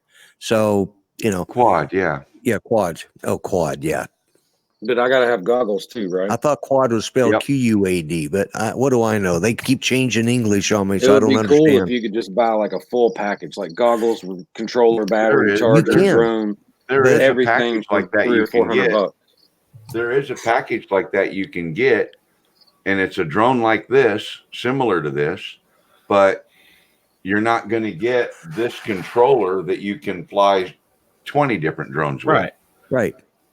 You're going to get a proprietary controller for that drone. Oh, Probably. well, that's why we need to campaign to one of these companies to put together a package, like that controller, that Well- drone, Well, but goggles, it's- and It's gotten to allow the point. people to move up. It's gotten to the point where you don't have to with these multi-protocol transmitters. You know what I'm saying? This allows you to just connect to everything instead of just the one side. Like this doesn't just connect to 20, like he was saying. And that's the QX7, I believe, right? Yep, That yep, looks like it's the so X7. with the multi-protocol, I can run Fly Sky, Deviation, R6, Fly Sky, Banging toys. I can run, like, let's say you just bought a toy from the internet, a crappy toy from SEMA. This has Bang protocols. I can just attach to the, I don't have to fly with their crappy transmitter. I can actually log right into this with stick commands using Bang Toys protocols. You can't do that with something like the QX7. That's why I said the ideal thing to do would be to buy one transmitter that can do it all. You see what I'm saying? Right. And then choose your goggles, because they're going to grow with you. A good pair of goggles will grow with you. You never have to get rid of them unless something happens to them. And then choosing your quad would be the next basic step. So you want good equipment. The biggest thing I learned was equipment is everything when it comes to flying FPV. Yeah, Everything. Jet So Martin get saying jam up Tiny Hawk goggles, jam up RTF. controller, and then just get little FPV drones and work my way up. And that way I don't have to Yeah. replace those two. Buy your goggles I got and you. controllers, and then get my first drone that I was the SEMA 5, and then I went to a SEMA 8, and then I also got a Horizon Hobby micro drone. That little sucker is fast, I'll but be it's right back, guys. but I'm not a drone guy, but I don't know. I got 5, 6, 7 drones, but I just do this for fun. But you'd be better Well, off send me buying one, Lloyd. controller. No, well, okay, I'll trade you for your Inspire. I'll send you one of my little. I'll send you my SEMA 5 for your Inspire. Yeah, that'll work. Yeah, For that'd your be tough. Matrice. Yeah. It'll be a tough trade. Yeah. It wouldn't be on me. I'd be glad to make that trade. My first videos that I did here before I became the grumpy vlogger, but the first drone videos I ever did were done with a SEMA 5. And that's about the squirreliest dadburn drone you can fly. And I was actually able to, it had cameras at 720p, and that was only in its imagination. It really wasn't that great, but the videos are still on my site. I still have them up there, but that's before I started the grumpy vlogger character, but yeah, you have to start somewhere, and FPV and flying without GPS and all that stuff is, the optical flow and stuff. It's a complete different animal. Yeah. And you just can't jump into it. I won't do it because mainly I don't have the eye-hand coordination. I've got MS. Don't have enough control of my hands, my eyes, and I'm an old fart now, and I'm assuming with the FPV stuff, you don't have like the TFR problems and the GPS problems like you do with DJI products. So if I was in like where I was at that resort today, if I would have had FPV, I could have just fired it up and took off and just flew it around, and it's not going to say cannot take off like my DJI product did today. Well, yeah, because for one thing, most of them are under the weight limit, so they're not going to be restricted like that anyways. So, yeah, you're not going to have the same problem. That's the only DJI is the one and you can go with no limit drone software and run your DJI stuff that way, and that eliminates all that crap. Yeah, well, I mean, I'm not trying to break rules with with my 107. I'm not trying to do that, but like, well, no, but just still, like today, it was really uncalled for that I couldn't fly a drone there. But I mean, I guess it makes sense, but it's no longer a government bunker, so it is what still it got is. the classification. It still has the classification. I still have to abide by the rules. But if I'm flying 10 or 15 feet up with an FPV drone, I don't think that's a FAA airspace issue. Well, it still doesn't matter because you're looking at it. I'm not sure how that would apply, but I know, because I'm speaking from a hobbyist, so I'm not part 107, but I do know enough. As a hobbyist, I feel I have to know the rules.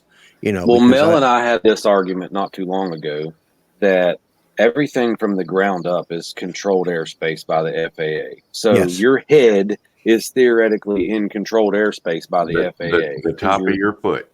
From the top of your foot. Yeah. Right. So if you have a remote control car, say for instance, and it's got a camera mounted on top of it, and you hit a jump and that thing jumps up in the air 15 feet and then it lands, it's theoretically in FAA controlled airspace for those 3 seconds that it's in the air. Yeah. And so if you're flying a drone 3 foot off the ground, then you're violating. Yeah, but it doesn't actually mean the camera would already be in FAA controlled airspace because it's off the ground. The only thing not in airspace would be the bottom of the tires touching the ground. The rest of the car would be in controlled airspace. But you're driving in an area that is because your car, as long as it was on the ground, you're not in violation of FAA rules, even if but you still have to remember you can't drive your car out in front of a landing aircraft.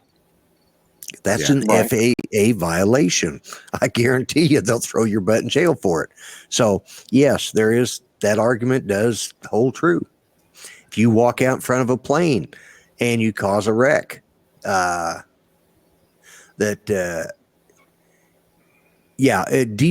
is the only company that does block you from flying in a no-fly zone. Yes. So Autel and Unique and all those don't? No. Nope. Because I've never flown an Autel. I mean, I did it. Where was it? It was that little meetup that Ken Dono and Billy Kyle and Bill the drone reviewer was at down there in Tampa. Right. I flew. Ken Dono, Billy Kyle, and Bill the drone reviewer. What? Yeah. Yeah, they had like a fly-in or something down there. This was a year ago or so. Yeah. Yeah, and I went to that, and I got to fly Mike from Accelerated Heights Autel Evo for maybe 20 seconds.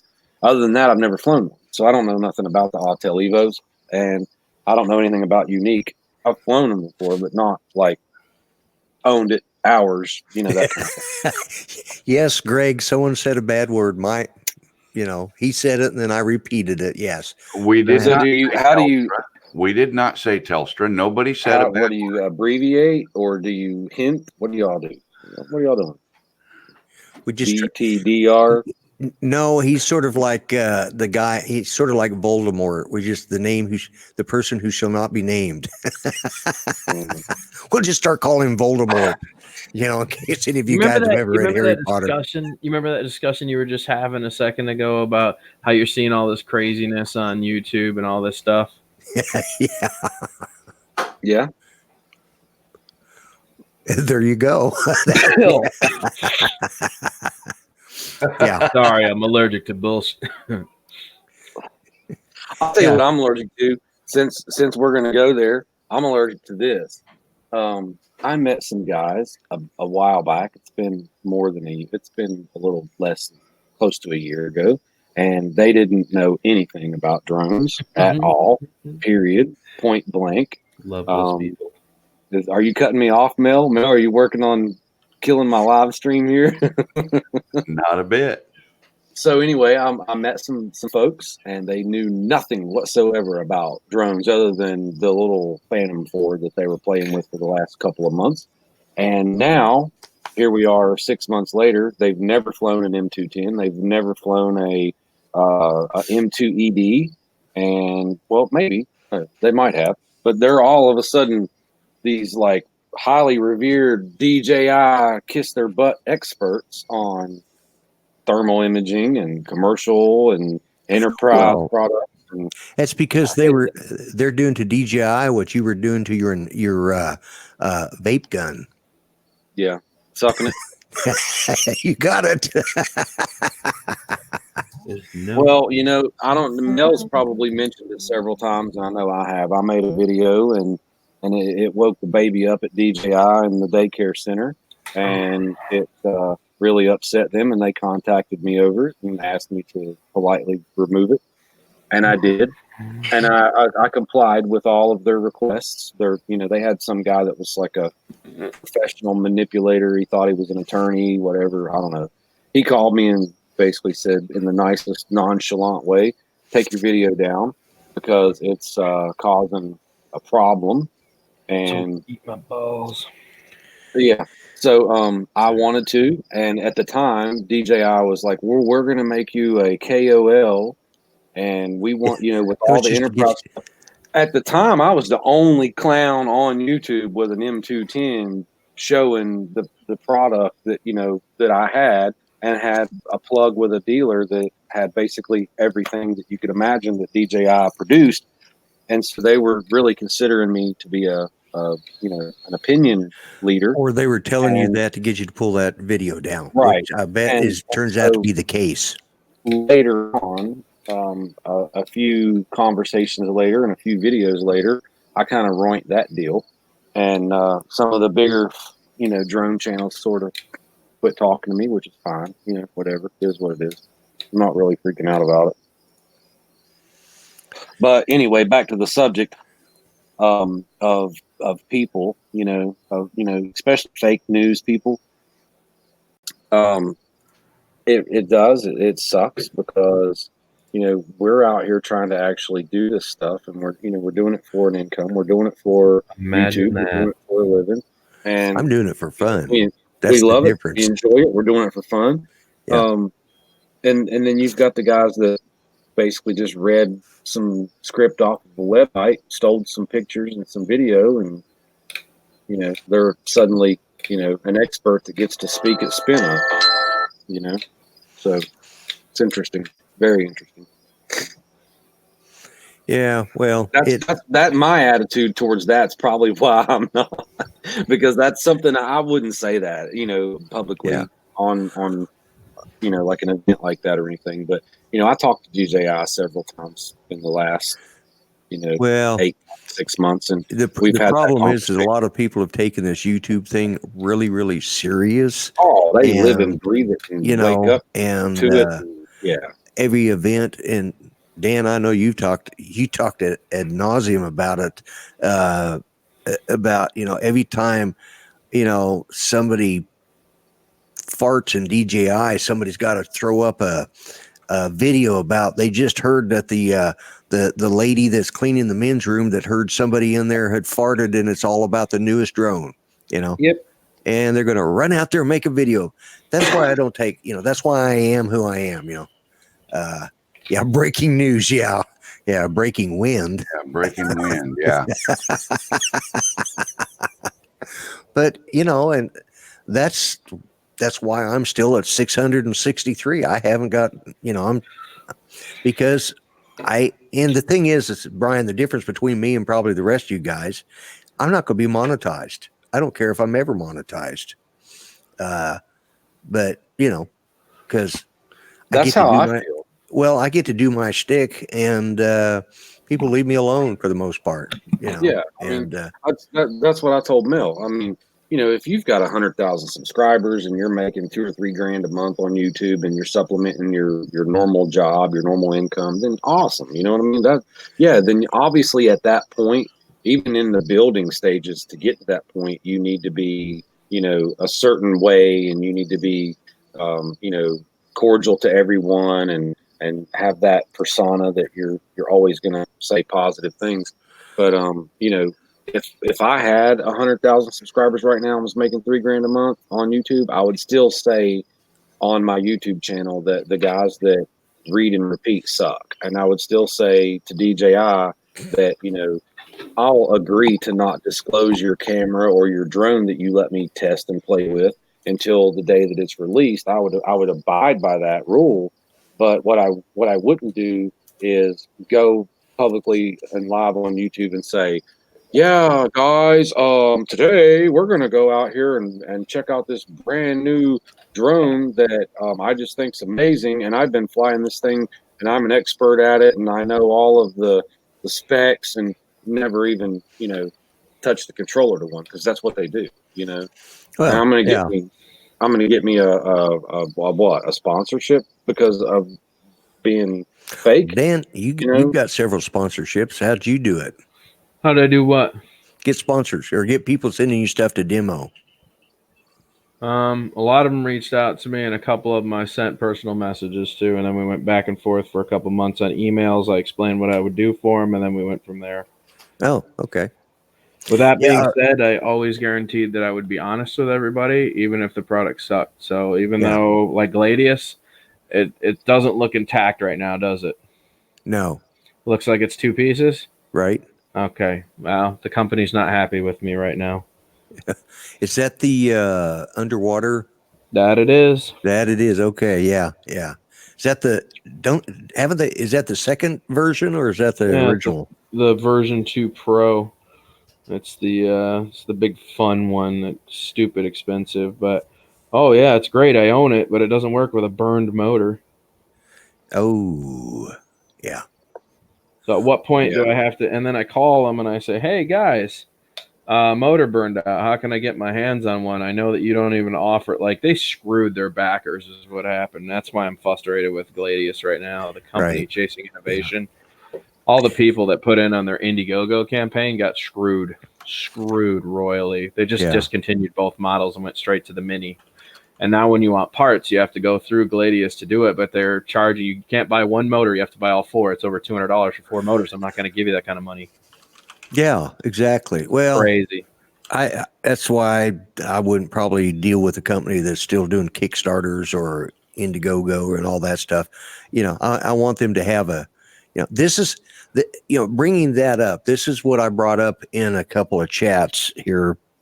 Somebody had a certain, special person on from, he's kind of out there, if you know what I mean. And he's made a joystick of all things. And my thing is his company has all these different things that they're doing, like surgical controllers and stuff. And I'm thinking, if one of those takes off and he puts all of his money into doing that, the rest of us that are stuck with his fancy little joystick that doesn't work anyways, are going to get screwed over because, Well, you can't say it doesn't work, because it does. Well, it does, but. And I hope to have one soon. I'm working on trying to get one. Right. Well, I won't say, I'm not going to say that it does work, because I haven't seen that many successful flights out of it, and it's not. What in the world is all that racket? That's damn. I'm going to have to mute my phone because my brother's calling me like back to back. He wants to talk to me about something. It's getting kind of late for me anyway. It's 10 minutes till 11, and I have to be up at 6 o'clock in the morning because like I told you, Mel, I'm working as a project manager on a major road job up here. It's a construction project right now. So I'm what part of the country are you in right now, Brian? I am in West Virginia. Okay, you're back in West Virginia? Yeah, I still got the house in Florida and down there right outside of Lakeland. But right now the market is popping up here for this road job. There's 2 different construction companies on it. The company I work for is the GC over both of them. So on Monday morning, I have to have a 7 to 8:30 meeting every Monday, and generally Tuesday it's kind of still a little hot, and then Wednesday kind of slows down a little bit. Friday's a half, like an And 8-hour day. hello to Um, Super Cena, who came in to just got the notification. Yeah. Been chatting with her, said Oh, hello. have you? Okay. Thank you Yeah. for coming in and all that. Yeah. So I'm going to jump out and leave it with you guys, and I'm going to go call it a night, make a couple phone calls, and fold all this stuff up because I'm sitting outside getting ate up by mosquitoes, and so I got to move everything in the house and eventually get to bed, hopefully by midnight tonight. Well, But, thank you for coming in and hanging around a little bit, Brian, telling us what Yeah, It's we good got. seeing you again, Brian. I'm glad I got to. I've got Good some being stuff able to I'm pick on working you again. obviously. Yeah, I like it, Lloyd. I don't mind it. It's constructive criticism. I just enjoy But giving you crap. for those of you on this channel watching who does subscribe to me or watches my videos or wants to come over and subscribe, probably in the next 2 or 3 days, I'll have a video up and loaded. You can hang out. I know that you three will probably watch for it, but Oh yeah, yeah. for everybody else, I haven't forgot about YouTube at all. Like I said, I've been filming as much as I can. I've got work-related videos. I've got travel videos, drone videos, all the legal stuff. Nothing crazy. Not yet, anyway. Wake up there, Daniel. That look is like he's frozen. Like, But yeah, I'm going to try the FPV thing, shortly and see how that works out for me. yeah. In this case, Brian, and of course, I know you've got those big drones. You had those big drones and stuff. But in this case, I think starting out size doesn't matter. The smaller, the better when you're starting out. Yeah. It's just baby Something like steps. this, man. No Yeah. joke. Something like this. This is a tiny 6, and this does full acro. It's full acro with stabilized if you really want it.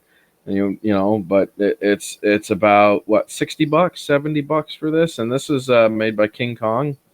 And the company that's cheap. This one's been alive now for 2 years. I don't think a motor's ever been replaced on it. Just keeps kicking. I think Mitch was talking about that one last night in one of the shows that I saw him in. Thank you. Yeah. Type in chat, Brian, before you leave. Yeah. Type in. I'll yeah. have to go to YouTube and do that real quick. Well, then you have to go to YouTube and do that. What are you waiting on, bro? that way people know who you are and they can see your link. You'll have to copy and post my link. I can't do it from my phone because I'm actually Ooh, on the the. tiny guy. Okay. Oh my God, I got so much going on this table now. One problem led into another. Surely not. It did, man. I got like 15 drones on this table right now and a bunch of parts. And I have the Dustin Danil candy pen that I ordered. The what? The Dustin Danil candy showing pen. You don't watch Dustin? Oh, look at that. Yeah. So now when I do my stupid things just to have some fun with Dustin, I'd be like, okay, guys, if you see right here, this is the place where that little thing goes into the thing and then attaches to the other thing here with lots of tensile strength right there. See what I'm, yep. See that? You know who wanted me to do this? He's in your chat. Sean Brooks sent me a bag of these things and wants me to have some fun with Dustin. Now, we're friends, so Dustin's going to take it lightly. He's going to have a good time with it. But Okay, good. I have no idea how you got candy cane pens, bro. All right. Well, you guys have a good night. I'm going to go ahead right. and jump out of here. It was nice All right. meeting you. All right, Brian. Brian, always good to see you. Take care. All right. All right. Come Y'all back have a to good be night. abused again. No problem. Yeah. Take that guy. Well, Brian, I don't think was honest with me here, man. What do you mean? Not that Brian, my friend Oh. Brian. Well, I don't Oh. know if he was honest or he gave me the wrong Mobula 7 back. There doesn't appear to be a receiver inside this Mobula 7 that was handed back to me. So that's not going to connect to anything, I don't think. Hey, I guess well, I could.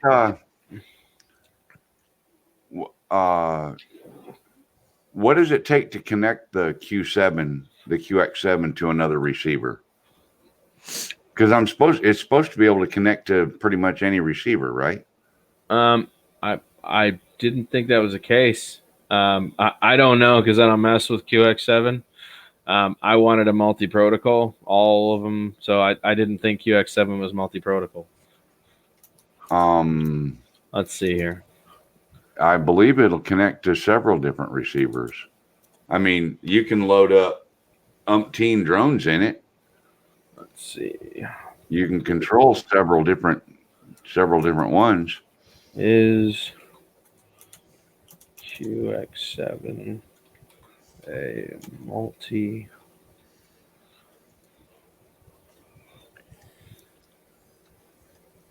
I guess nobody's looked it up. I posted a link there for Brian's channel in chat, everybody. Yeah. So y'all can go see his channel. Dad Random's been watching the Yankee Red Sox game. Ah. Only Fry Sky is what Rick says. Well, that's what. Yeah. But so go ahead. But this is not a Fry Sky. Well, it is. QX7 is Fry Sky. But this is not a Fry Sky. But It is made by somebody else. Well, but the receiver inside. The receiver inside. Oh. Yeah, it's FR Sky. See, he looks so confused right now. That look is awesome. Well, I was under the impression that it would connect to several different kinds of receivers. Well, I don't know. I mean, I'm reading about it, and it says it's just FR Sky. So I've got it pulled up here. It says so what you can do is you can order the multi-protocol module for the Fry Sky QX7 Tranus and plug it into the back, and then you can run multi-protocol. But out of the box, it's just FR Sky. Okay, well then I'm going to have to get the multi-protocol. Yeah. Which is it's the same with this. I have the multi-protocol for the Fry Sky for the Fly Sky. This takes multi-protocol as well. I have mine up there, but I don't like the range they get. They're not nearly as superior as the transmitter itself. Those multi-protocols are weird. They don't supply the same casting ability. What controller is that anyways? What brand that you have, Dan? This? The multi-protocol. Oh, that's the jumper. Well, he had to put a module in it to make it. No. He's got two controllers. This is the jumper. This is just a 100% specific deviation multi-protocol transmitter. That's the jumper, like the T16? Yes, yeah. Okay. This one allows you to That's not bad, $149. Yeah, no. This allows you to plug into it and continue adding to it. So as they break through the receivers on these toy drones and everything else, they keep adding them into this, and you can keep just updating it for everything else coming out. The firmwhere. Right. Yeah. So that's why that's why I said deviation's like the way I would choose to go if I was doing transmitters anymore. Yeah, that's 100. The Let me you go got grab the this receiver I got really quick. 216 and the 216 Plus gimbal open source, or is that all the same? What's that? Well, you got the jumper T16 Plus. This is the 16, I want to say. I don't know which. This just got given to me today, so this is my first time messing with it. Oh, okay. So, yeah. He just dropped it off today. I just know it's the multi-protocol TX, and it was the first edition. So this is the T8SG, and I believe this is the 16 model. Who's winning, Dad Random? I didn't see. Oh, Mitch is saying the R9 long range module from Tyrannus. Yeah, you guys are making me have to look at crap like this. You know, I'm not a drone guy, and I'm starting to look up stuff for FPVs. I don't even like FPV people. Most of them offend me. Yeah, this is why I don't. This is why I don't go too deep into FPV, because man, by the time you're done, you'll have bought like all these different components and parts, and you'll have all of a sudden you'll have all these chargers for things that you don't even know what they go to, and then you just have it's like, and then you just I like you, Mitch. Okay. Yeah. I physically have a box over here just full of FPV stuff with a bunch of little windows and it's bad. Well, my office is stacked up behind my green screen back here. I've got a bunch of crap back here from different drones that I've been trying out, and I've actually got one sitting on my kitchen table that is ready to be boxed up and sent to a friend down in Texas that I've been promising for 2 years I'd send him. And now I got to find out if because batteries have been sitting there, and now I got to find batteries for it to make sure that Well, the only thing it's not a whoop. It's a Horizon Hobby Mini. At the time, is the smallest one I made. That little sucker is squirrely and it's fun to fly. But now that we've got the big dog, I won't fly it in the house because one bite and it's gone. The little dogs, they'd chase it all over, but the big dog, he'd swallow it whole. So, Night Train's in here. Yeah, he's been in here for a while. yeah. I'm gonna I got a test question for you, Dan. Oh, goody. I'm My gonna brain's fried, but I'll give it a go. I'm gonna hold this up in front of the camera, see if I can get it to focus on it. See if you can tell me what this is. This is gonna because how old are you? Well, I'm 32. God, I got shoes older than him. Hey, now. I've got receivers older than you. Yeah. Wow. Well, that's Novar. from the Novak. old RC days. Yeah. Wow, Novak. Really? Yeah. That's a Novak 2-channel receiver. Yeah. It still uses the crystal to set the frequency. Oh my God. Okay. 1990. Yeah. Okay. This was the ticket, man, for RC cars or I was boats going to say that's for a car, isn't it? or a boat. Well, Or a boat, 2-channel. That's pretty small channel. Yeah. That's not a. It's a 2-channel. Yeah. 2-channel receiver. So I was kind of having the fantasy that I could hook this up to that controller. Oh, wow. What would you do with it? A boat. Oh, well, geez, I'd be scared to Or- run something or like a that car. today. Look, I guess the real question is what frequency is that thing going to run on? I'd be scared to do that today. Why? Well, because it seems to me that we ordered a nitro car that had frequency, crystal frequency operated thing, and we set it all up properly. We had the shop do it, and we brought it home, and it did some really weird shit. Pardon my French. It did some really weird craziness, and I found out later it was based on frequency. Apparently, that frequency was being used by something else in my neighborhood. So I don't know if those older signals are good to use anymore. Well, in the old days, the only thing we had to worry about that kind of a receiver was if somebody turned on their CB radio on the right channel. Right. Yeah. Yeah. But it's on the 75 megahertz band. So Yeah, and you had to carry several different versions of those crystals with different frequencies because like I know Mel did it and I did too. We used to race RC cars back in the old RC10s, the TRS RC10s, and was it TRS? Yeah. no, RC10 was made by somebody else.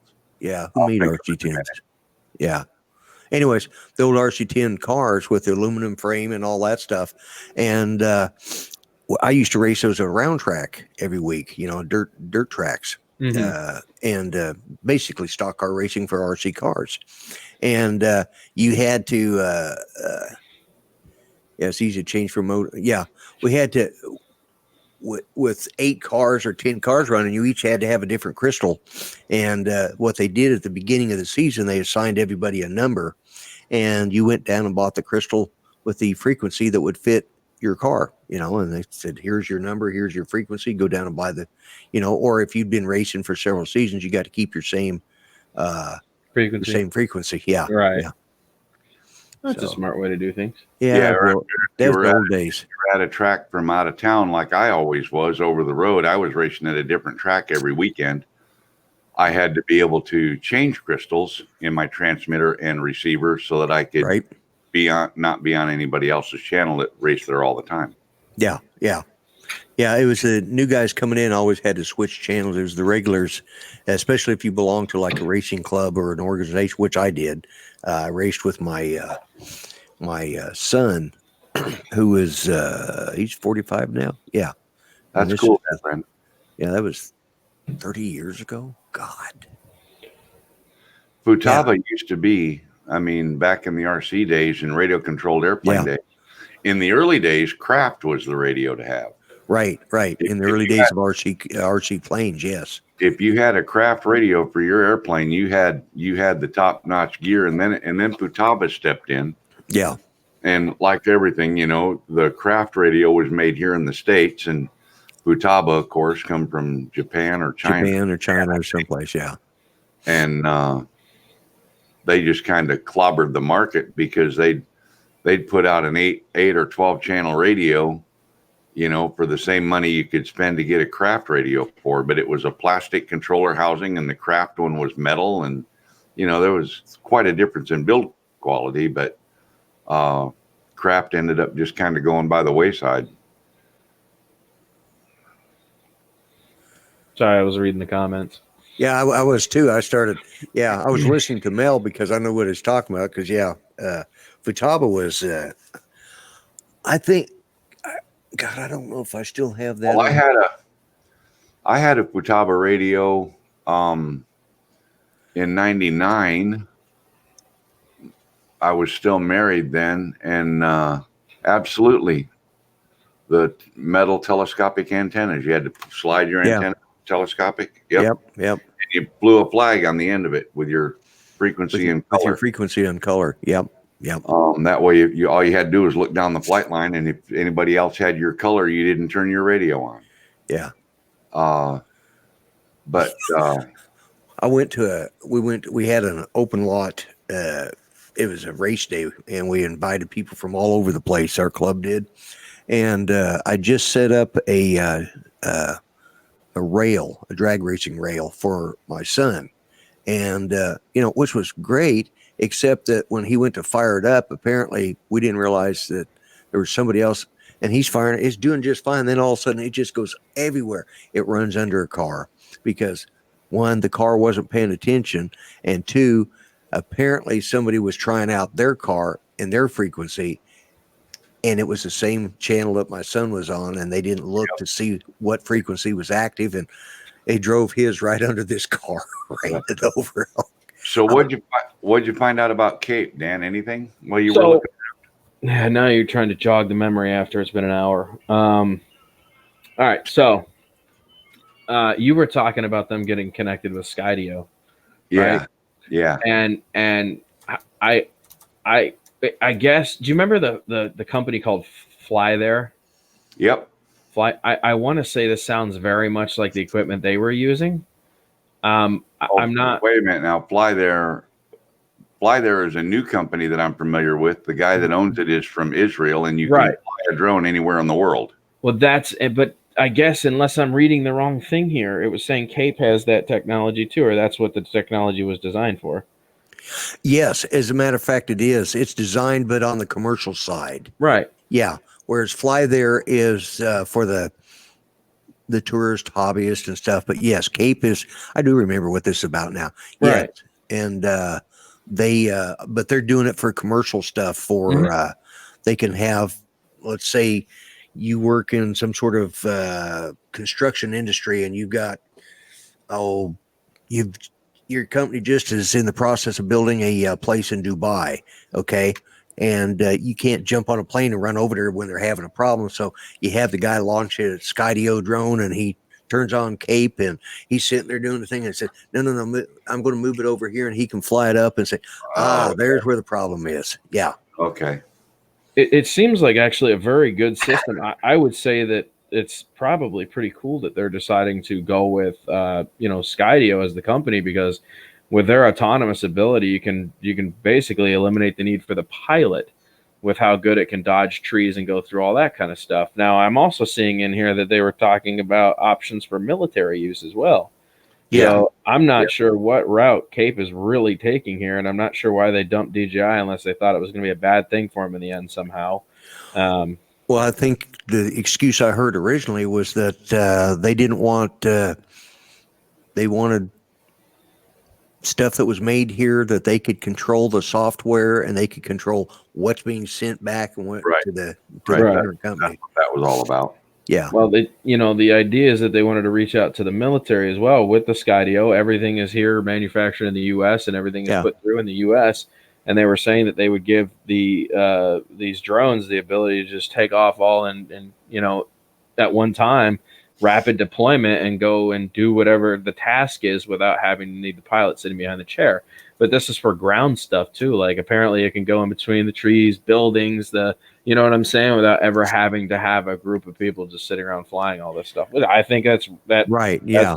That's a big major step up for Skydio if that happens. They're big into the AI stuff, the artificial. Right. Right. So if they can adapt the technology to each other, I would say that's probably the route they want to take. Well, that's probably what they're looking at then. But anyway, I just wondered what you thought about it.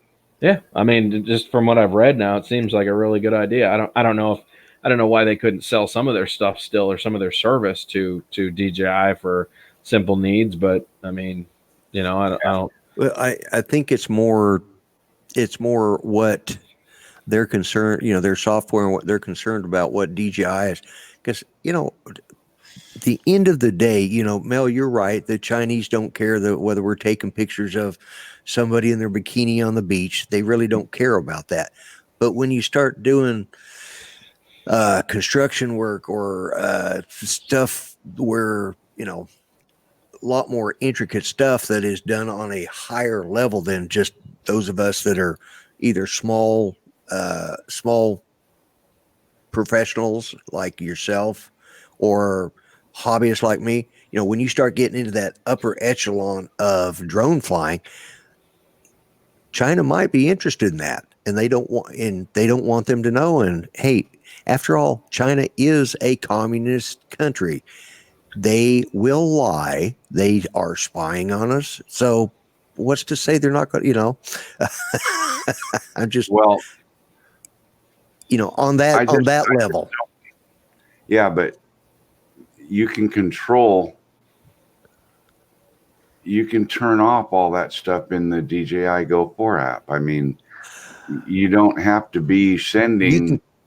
You can turn off a certain amount, but you don't, unless you're a programmer, you know, unless you know how to get inside and do the programming, you don't know what you can and can't turn off. There might be a backdoor protocol built in some of that firmware that you have no clue is there. And that's just simple, you know. I mean, well, yeah, but that could be in any product. That's true, but that's why they're wanting to go with it. That's the sole reason that I don't use OBS, because it's open source. And when a new update comes out, yeah, I seen that too, Dan. When a new update comes out, you don't know what was added in that update. I mean, there could be keyloggers in there and get your bank login or anything, you know. Yeah, I had a thing come across a text message today, and it said that my two-part authentication. Let's see if I can read this. Where is it? Yeah. Gemini security code. It gives me this number. It says two-step authentication was just configured for your Gemini account. Install Authy, and it gives you a name and all this, you know, install. I didn't even know what Gemini was, so I had to. I don't know why anybody would have set up but it's crypto coin, whatever the hell that is. Cryptocurrency? Yeah, I guess. I don't know what that is. And, you know, I like real coin, real cash, you know, and I don't know what, you know, imaginary stuff is. And I damn sure wasn't going to install it on my phone because I don't have a Gemini account. So that's just goes to show you the kind of crap that they can do, you know? Yeah. Because I've never had, that's a phishing email. Yeah, I knew it was. And it was a text that came in on my phone, and I ignored it because I actually went online and looked up what Gemini was. Well, that's a crock of crap. First off, I knew I had nothing to do with Gemini. So I knew there was no reason for me to click that install button because that was just a way for them to get into my phone and find out my contacts, you know? Yep. Well, guys, you know what? It's been a long night. Yeah. For us. Has it? Yeah. Dan should get fired up. I mean, this is his normal time of day here, you know? Yeah. Yeah. In fact, he was on a live stream. I had to go remind him he was supposed to come over here, and he's probably going to go back on live stream when he gets off here. I was working on the Tyson jabs. Yeah. getting my earbud ready. You thought you thought I was going to come at you like I did the No, other no. night. I thought Ash was going to be in here. Oh yeah. No. Yeah. No. Yeah, we've shaken hands. We're good. Yeah. It's, Good. I get along with everybody. Well. Yeah. Yep. Those that we don't get along with, we feel sorry for. Yeah. You gotta. I mean, there's he whose name shall not be mentioned, Voldemort. You just got to feel sorry for him. It's just a pathetic. No, you don't. No, I don't. No. No. When you Well, you feel sorry for dumb puppies that pee on themselves, when they get excited. So when you're walking down the street and you step in a pile of horse dung, yeah, and then you walk down the street some more and you step in another pile of horse dung, and you keep stepping in piles of horse dung, I don't feel sorry for you. well, that's true. That's true. I mean, why would I? Yeah. I think Voldemort did shoot himself in the foot this last week. No, more than once. God. Well, he's been doing it, but I think the reality, a lot of people who have, and a lot of good people have given him a lot of real support, but he made the mistake of attacking several people in that show, and some of them were trying to help him, trying to save him from himself, and they've been big supporters. And but he also had a what did you call him, Dan? Huh? Yeah, that's that little stream you did talking about your the friend. yes man. The yes man. He surrounds himself. Oh with yeah. Yeah. They're not true friends, bro. They're just people. Yeah, do it. Yeah. Well, yeah. there was one person that was not on there, and he's even though he's is slightly connected with him, he stayed out of it. He didn't come on the show that night. He didn't, and he said, "I'm staying out of this." And I was that was the one person I was glad to see that he just stayed out of it. Well, it's like the other day when I started a stream and Ron Lockwood was the first one in. I asked him, I said, Ron, when the chips go down, what's the most important thing you must do for yourself? And he said, make sure other people are safe and okay. And I said, nope.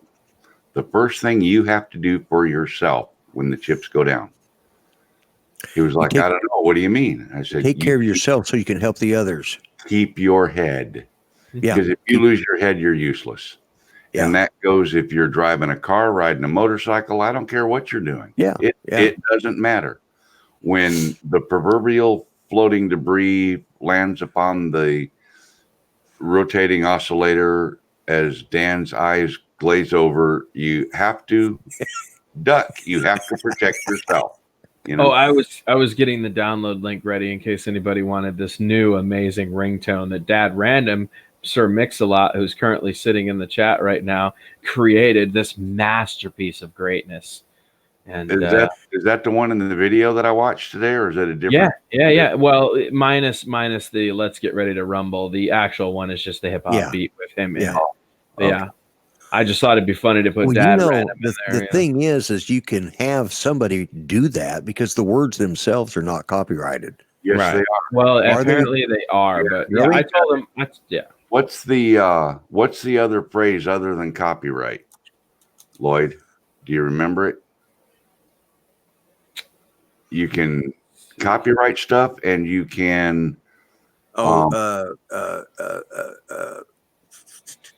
Yeah. God, I can't think of it. Yeah. Well, I told Mel I was going to leave the video up all day. Mitch, thank you for coming in, buddy. See you next time. Mitch is bailing now because trademark. Yes. Yes, you can trademark it also. You can trademark it. Yeah. The guy that did that, trademarked it, copyrighted it. He owns it, and I seen on I think it was on a news thing or something where somebody was using that phrase and he lit them up like an atom bomb. And Michael Buffer. Yeah. Yeah. Yeah. Okay. Well, let's get ready to rumble. So anyway, All right, so I'm gonna, if we're wrapped up, I'm gonna wrap up. okay, and Works for enter. me. And there's the download link if anybody wants it. I think it put it. So if anybody wants that awesome ringtone created by Mr. Random, there you go. I don't see it. You're not a moderator, so you can't. Oh, jeez. Let me type something in chat, Dan, for just a second. I'll give you moderator status long enough to do that. Yeah. Where are we at here? Add moderator. It is quite a catchy tune, by the way. You should be blue now. And paste and enter. Boom. Well, I'm still not seeing it show up. I'm not even seeing it for you. Pasted it. Paste. One more time. Paste. There it is. Yeah, Boom. there it is. There you go. All right. So if anybody wants that awesome ringtone, it's very catchy. We have amplified the audio so you can hear everything. Okay. Yeah, because I got the first one, so I'll get that. This is the new one, right? Oh, yeah. This is the song. This is officially the song. Okay. Yeah. This is Mr. Dad Random's creation of greatness. All right. Well, I'm sure that's going to be very interesting. It is. It is. You haven't heard it yet? No. It is magical, man. Not that way. Magical. I just got back. What is this? Oh, that's a good ringtone. You should download it. Yeah, Greg, you're going to want that. Greg, you're going to want to listen to that. Yeah. Yeah, Is that a ringtone that you can put on your phone? I did. I made it a ringtone. We're actually thinking, Dad, with your permission, I'm thinking about turning all rights over to you and listing it as iTunes so that people can buy it for 99 cents. That rocks. The panic ringtone, 99 cents.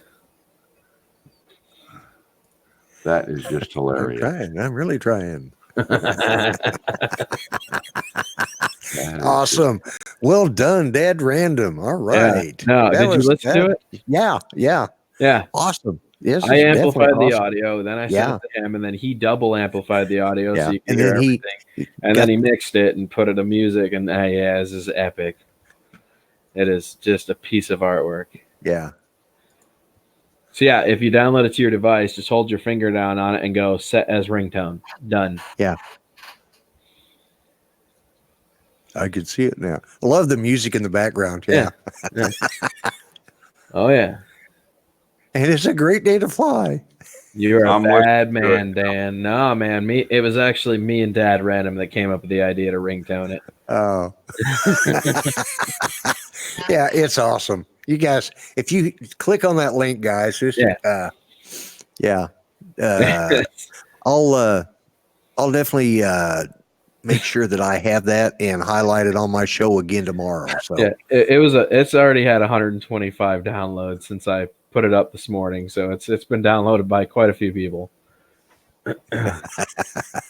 It's probably still getting passed around. Now he's getting called Voldemort. I started something there. Voldemort. Oh my God. Forgive me, fellas, but in my opinion, the music is way too loud. Oh, well. I mean, it's a ringtone, so it's not like, Well, you can't even hardly hear the vocal audio because I can hear it fine on mine. Maybe it's your device. Maybe yours is picking out things like that. You know what I'm saying? Like each phone might be a little bit different. But I'm not doing it on my phone. I'm doing it on my computer, and this is a $300 headset, and it's yeah. So your phone is only meant to pick up highs. It's not meant to put out bass. So it actually cuts a lot of the distortion of the bass out. You actually hear it a lot better on your cell phone. Yeah. Okay. All right. Yeah. I will send that to my cell phone, but well, okay, guys. I think I'm gonna pull the plug and put it to bed and put a Music drowns out the shrieks of pain. yeah. Well, do you still have that other version up there? What's that? Yeah, they're both still posted. Yeah. Okay.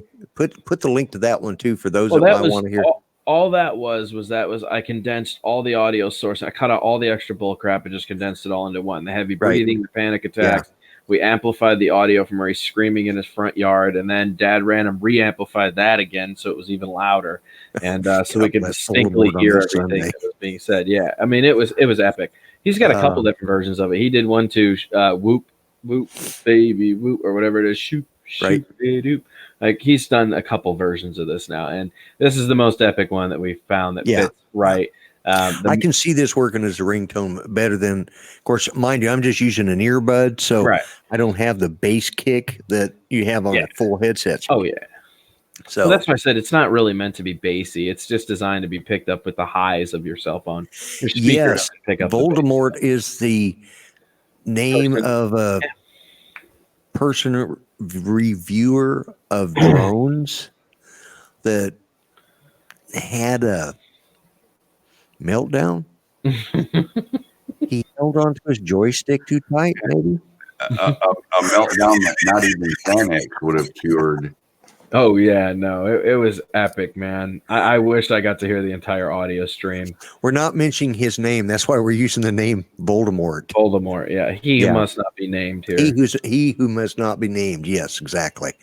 And because I've been doing this internet stuff since I have not heard that yet, but I figured he would. Yet, but he probably would. Yeah. It's his character. It's his type to save face. Yeah.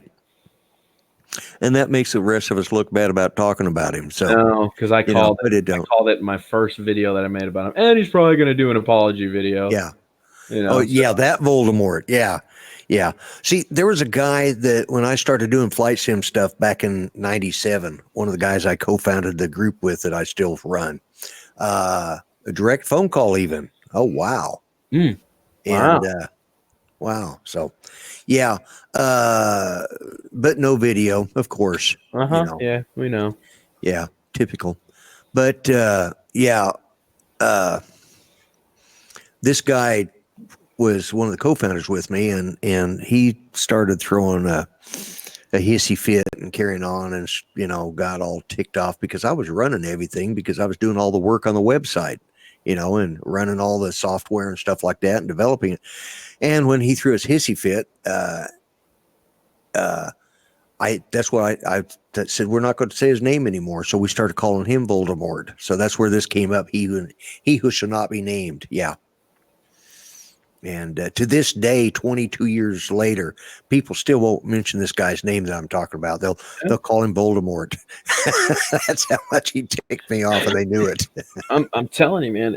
I mean, I knew he was going to apologize at some point. Yeah. You can't stay mad at the one person that might actually help you grow if you change your ways. Yeah, I want to see real, not fake. No more fake.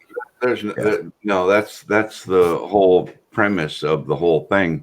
I mean, there are people that go to other channels where they get a weekly insider update on DJI. Yeah. Yeah. But nobody that works at DJI is doing the updating. Well, that's it. Because the ones who were running their mouth have all been fired. Voldemort, the drone commentator. Yeah, that's a new channel we need to start. 10-4, Greg. Yeah. Yeah. There you go. Commentator. Yeah, the drone commentator. And I spoke to Ken. I said that a year ago. I spoke to Ken yesterday and today, and Ken was really cool. He decided not to feed into the negativity at all, and I'm with it. That's 100% smart decision on his part. Because I've avoided really saying anything too derogatory or feeding into it or anything. The only thing that I've talked about is when you fly, when you drive, when you walk down the sidewalk, you have to have an emergency plan. And you have to stay level-headed enough to execute that emergency plan. And you have to know what your fail-safe options are. Ladies and gentlemen, if there's one thing I can say, it is know your fail-safes. This would have never happened if he had actually reviewed the drone and understood the fail-safes. Let's see. Or the controller, for that matter. I happen to have. He knew what he was. I happen to have a controller sitting right here. This is the controller for my. Random says DJI is $1 billion corporation. They are not talking to Voldemort. Yeah. Yep. Oh yeah, it's all over Twitter. Yeah, it's like career suicide. The fail-safe is right here. Poor performance. I know. Watch how to save your drone. Mel's going to show you real quick. I'm going to show you. When you have an emergency with your DJI aircraft, and I don't care what kind of DJI aircraft it is, first let me do this. See there? Now it's powered up, right? Can you see the lights? Do they show up? Yeah, they show up. Yeah. See there? Now, here's the fail-safe right here. You go like this once, press and hold, watch the lights go away. Guess what's coming home? Yeah. Guess what's going to happen? And then return to home. 60 seconds later, 90 seconds later, you go like this again, and you make all them little lights come on, and guess what you have control of again? Yeah. 100%. Yep. Guaranteed. Yeah, there was guaranteed. There was not only, there was no excuse for that happening because he should have known that. Second, there was no excuse for him to be pissing and moaning about because he put the video up there that's showing that he didn't know anything. And then there was no excuse for him to be mad at Ken, who's a satirist. And I don't mean a sadist. I said a satirist. Okay, just make sure. I don't know if he's a sadist or not. I'm not sure about that, Greg. Because in the original video, what I heard was this other thing here, this other button on the other side of the controller. I got too much stuff here. On the other side of the controller, there's a little button over there. No, it's over here. And if I can get the angle right, you guys will be able to see it. Yeah. There. See, that's the return to home symbol. Right. Right. In theory, you can push that button and your drone will return to home and land.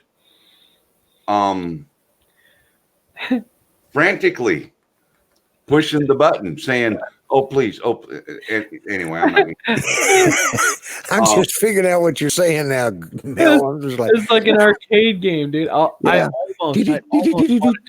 almost wanted to make a video with Mario jumping every time the button got pushed.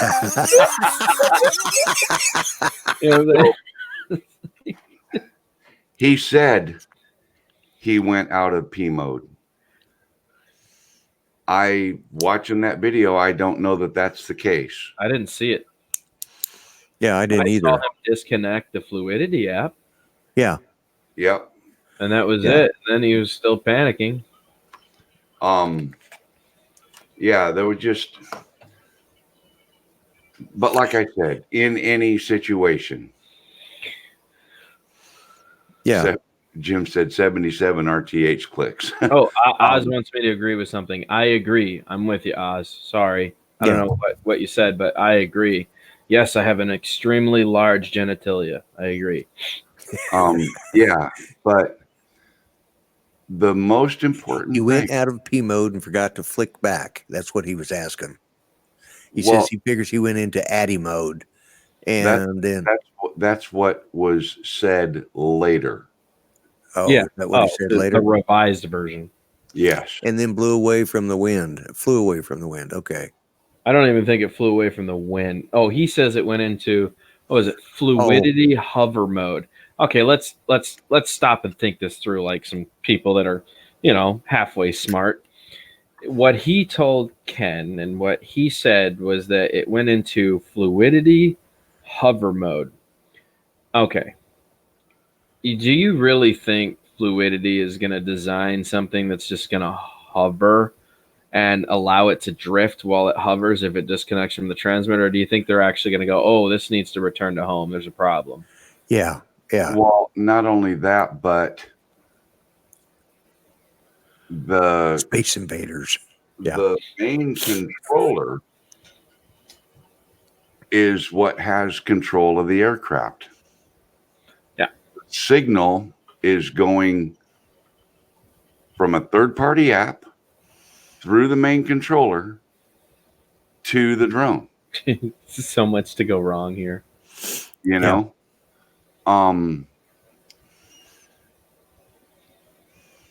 It was like just asking for failure. shutting everything off is the first thing you do. Mhm. Yeah. If Yeah. you follow all the instructions for the other fail safes from whatever third-party device you're using, Right. if those don't work and you execute them correctly and they don't work, then shut your controller off. Yeah. See, that's where he made his mistake. He shut off the fluidity app, but he did not shut off the transmitter. I know. Yeah. And that's where he screwed up, you know. Dude, that thing flew I'm like not even a drone guy, and I figured that one out in 30 seconds. dude, it flew like 1,400 feet away before he got it to finally like, oh, I don't have connection, I'm coming home. Yeah. It's And- like, oh my God. And And you the know, reason you're probably right, Addy mode. Greg. You're probably right. It did drift because he never came back out of Addy mode because he had, you know, that would cause it to drift But because still, there's even no in GPS Addy lock. mode, if it detects it doesn't have a signal, it's automatically going to go into RTH and come home. Right. Which Well, is and what it finally did. Yeah. Once he finally shut everything down, but the He never problem did. he never did shut it down. Still He never just shut it lost down. signal. I just think he lost signal. I mean, it says right there in the video, it says signal lost. Yep. You know, and Yeah. as soon as that happened, like maybe 15 seconds went by and it goes, air brakes, hold on. I don't Yep. have signal. Beep, Yep. beep, beep. Yeah. Beep, beep, beep. You know, But my point was, I wasn't trying to bash anyone for mistakes or anything else. I was just making a point that when you're doing something, and I compared it to driving a car, driving a boat, driving a jet ski, walking down the street, it doesn't matter what you're doing. When the proverbial debris hits the rotating oscillator, the first thing you must do is keep your head, Yeah. Absolutely.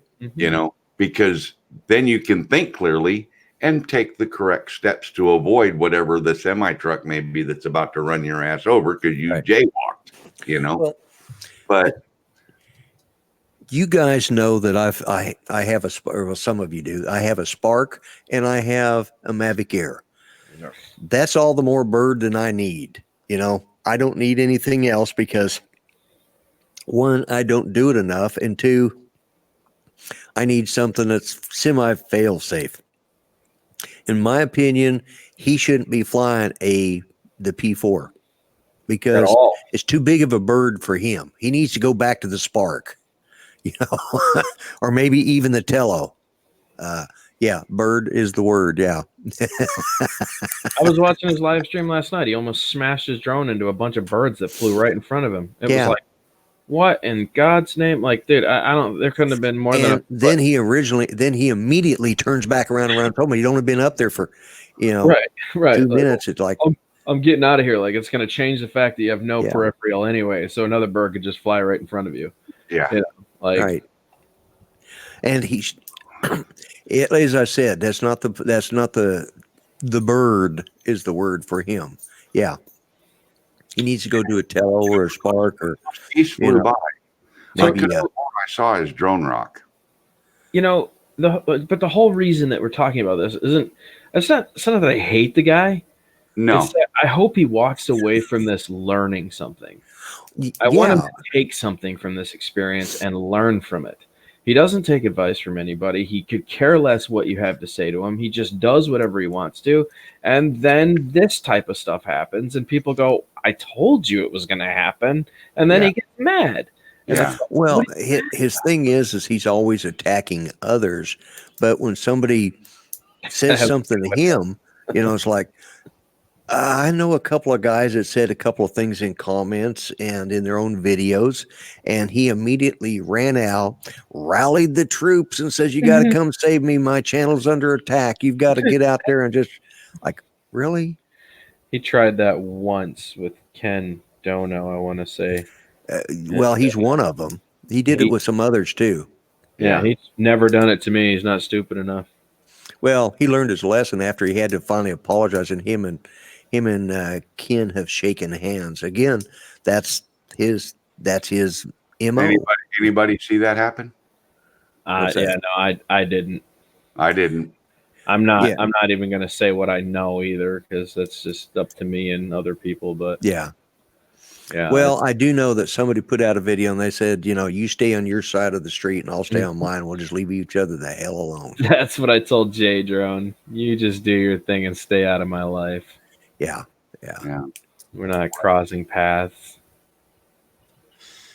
Yeah, exactly. Two things: a public apology, and then work out how to change for the better. That's the problem. He does not No, he's like not going to do to. public. He says all sorts of smack and talks all sorts of things, and then comes out, I don't understand why they're mad at me. He'll sink the ship completely before he gives an apology. Oh, he yeah. He will hit public the one. iceberg. Oh, Tell you it's not sinking and watch it go down from the bow. Yeah. He'll be on that. He'll be the band that's still playing,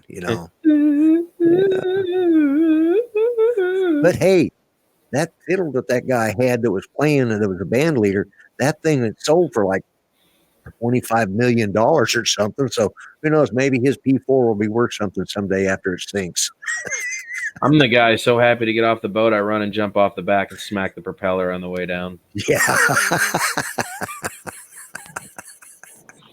That's it. So, well, Mel, I know this has been a long day for you, and it's definitely getting that way for me. And I'm going to have to get off and go take care of my lovely bride. Yeah. Before she kills me. And, I just did a speed test a couple minutes ago. Right. And I'm going to run another one right now really quick just for giggles. Let's see it. It didn't happen. Right. Look, you got 5 dislikes just now. I got what? It just happened. You just got 5 dislikes. Interesting. Just Cool. happened. By the way, now that how much that bothers me, right? Yeah, same with me. And this is why I want to talk about it, because it's really funny. This morning, I woke up, I had 114 dislikes on the video, right? And then by noon, it was down to 16. Somebody paid for over 100 dislikes. Whoever you are, you wasted your money because the bot picked them off within probably 5 hours of you paying to have somebody put dislikes on my channel. You know how you can pay those little guys on eBay and, blah, blah, blah. I've heard some stuff about it. Yeah, so you can pay like $20 to put a bunch of dislikes on people's stuff, right? But what they don't realize is that the new system doesn't allow it. So if it sees that there's an odd number of weirdness taking place in a matter of minutes, like a ton of dislikes instantly, but no likes and no watch time was incurred, then the bot goes, well, obviously this isn't real, and it just throws them away. So whoever you are that spent that kind of money on my channel, I am flattered that you blew $20 to dislike me. You wasted your money because it's right back to the original account it started at. Yeah. Well, and dislikes don't hurt you anyway. At all. So, No. Help me pay my car insurance, please. As a matter of fact, it's watch time. Usually. Yeah. But there's when I checked earlier, you had 2 dislikes. So that's all right. It jumped up 3, but that's because probably the subject matter we were talking about. But well, let's just say there's probably lurkers. I only see a few people talking and 22 people lurking. Yeah. Oh, now you got 6. There you go. See, there you go. They're bringing in the posse. We mentioned bringing them in. Make it 10. Yeah, let's see if we can get Mel 10 dislikes. But we still want to keep the 21 likes. Right. Actually, that changed. It went from 21 to, there we go. We got 7. All right. Yep. Okay. We got 11 minutes at top of the hour. I'm pulling the plug, and we need 3 more dislikes in that 11 minutes. Come on. Right. You got to even it up, man. Don't just stop there. Yeah. Don't leave it at 7. Come on. obviously whoever it is just going to their different profiles and coming back. Dude, you're too Yeah. slow. We need you to speed the process up, bro. Yeah, you because don't- this has been a long show and we're ready to call it a night, but we can't Right. go until you hit 10 dislikes. Yeah, I mean, I'm going to Taco Bell from here because the taco's calling my name. So hurry up and Yeah. get those dislikes so we can all go do what we were going to do anyways. Yeah, exactly. Yeah, yeah, quit farting around. There Hurry it up. is. There's There's number 8. Number Okay. 8. All right. Yeah. Whoever it is really slow at changing God. profiles. Well, you know, if Voldemort was a little quicker at getting in and out of his multiple that one was profiles, you know, Greg, but you don't count. Take it back. Oh, did Greg say he but did? look at the like counts. We just jumped up 3 likes. Yeah.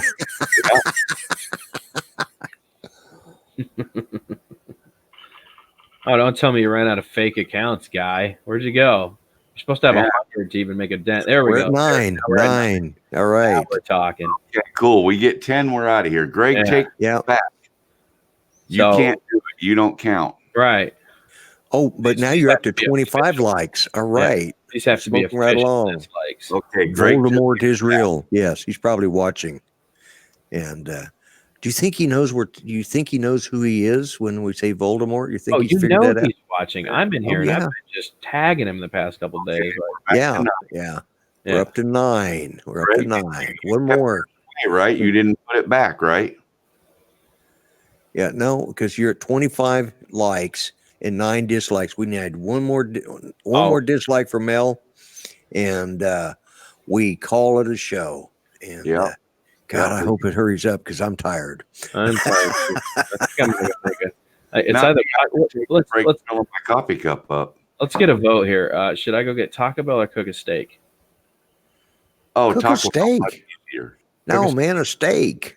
It's midnight. Oh, come on, we lost one. Oh man, Oh, I Oz fit to a like. wait, I'm going to my teacher account. All right, there you go. Oh, okay, yeah, As long as it's for a like. Yeah. yeah. Dad random is Chris Gobel. Okay. Yeah. Okay. Yeah. Yeah. All right, we're back there up it to is. 9. We're at 9. Yeah, come on. I'm hungry. I want One to cook more. a steak. One more. And we got 8 minutes left, or 7 minutes and change. Let's see if I can do this. Yeah. Not you, Lloyd. You're not allowed. It's got to be Voldemort do it. Okay.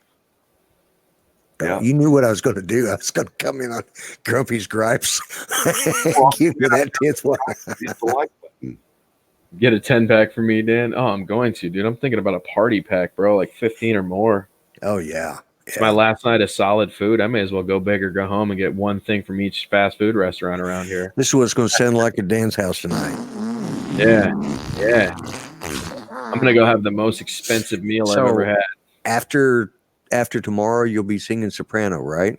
Yeah, man. Yep. Tuesday morning at 11. I go in for surgery, blood work first, and then surgery again. And what do you get? Oh, come on, man! Why are we getting so many likes and not enough dislikes? We need. I know, more it's haters. Bring in the haters, bro. You would think they would be all over this, you know. Oh, now geez. they're just being contrary. They're doing this out of meanness just to keep the show going. It's just not I right. want to get my tacos or my steak. Yeah, I want Like he says he wants Taco Bell too. God. Well, I hate to say this. We're back up to 9. Come on, one more, because I really need to go because Judy's in there waiting and she's going to just rip me a new one. It's a 10+ mile drive for me to get to. Yeah. Taco Indigo Bell. Rhino, make sure you give Mel a dislike if you haven't done it yet. Yeah, He's we're trying to get out of here. Yes. Got to be Voldemort. Oh, damn. Who did it? I Better think it not was been maybe one of my viewers. I think it was Indigo Rhino. Yeah. Okay, well, no, it was somebody else that had already done it because we lost a like. It went, oh, now it's back to 27 and 10. Now it's somebody Man. back. Did I win? No. Now we're back to 8. Oh no! Oh, come on. This is horse. Judy's saying she don't see me. Guys, I'm going to have to go. It's Bullstein. All right. All right, Lloyd, Oh, one more thing. I'm going to pull the plug on it. Take my strong hand. Go ahead. The audio didn't play, Lloyd. Oh, it didn't play? Oh, bummer. That's all right. There's 10. Okay, I see 10. We're gone. Bye. All right, guys. Later. All Bye, right, Felicia. pulling the plug. Good night, everybody. Thanks for hanging around. Thanks for being a subscriber, and thanks for staying with us tonight, being part of the show. We had a good time. Dan, Yeah, we did. Thanks for having me on, Mel. good night, Lloyd. Good night. Good All right. Dan. GTV. Dan, we'll talk to you later. All right. I'm out of And- here. And Yeah. the broadcast.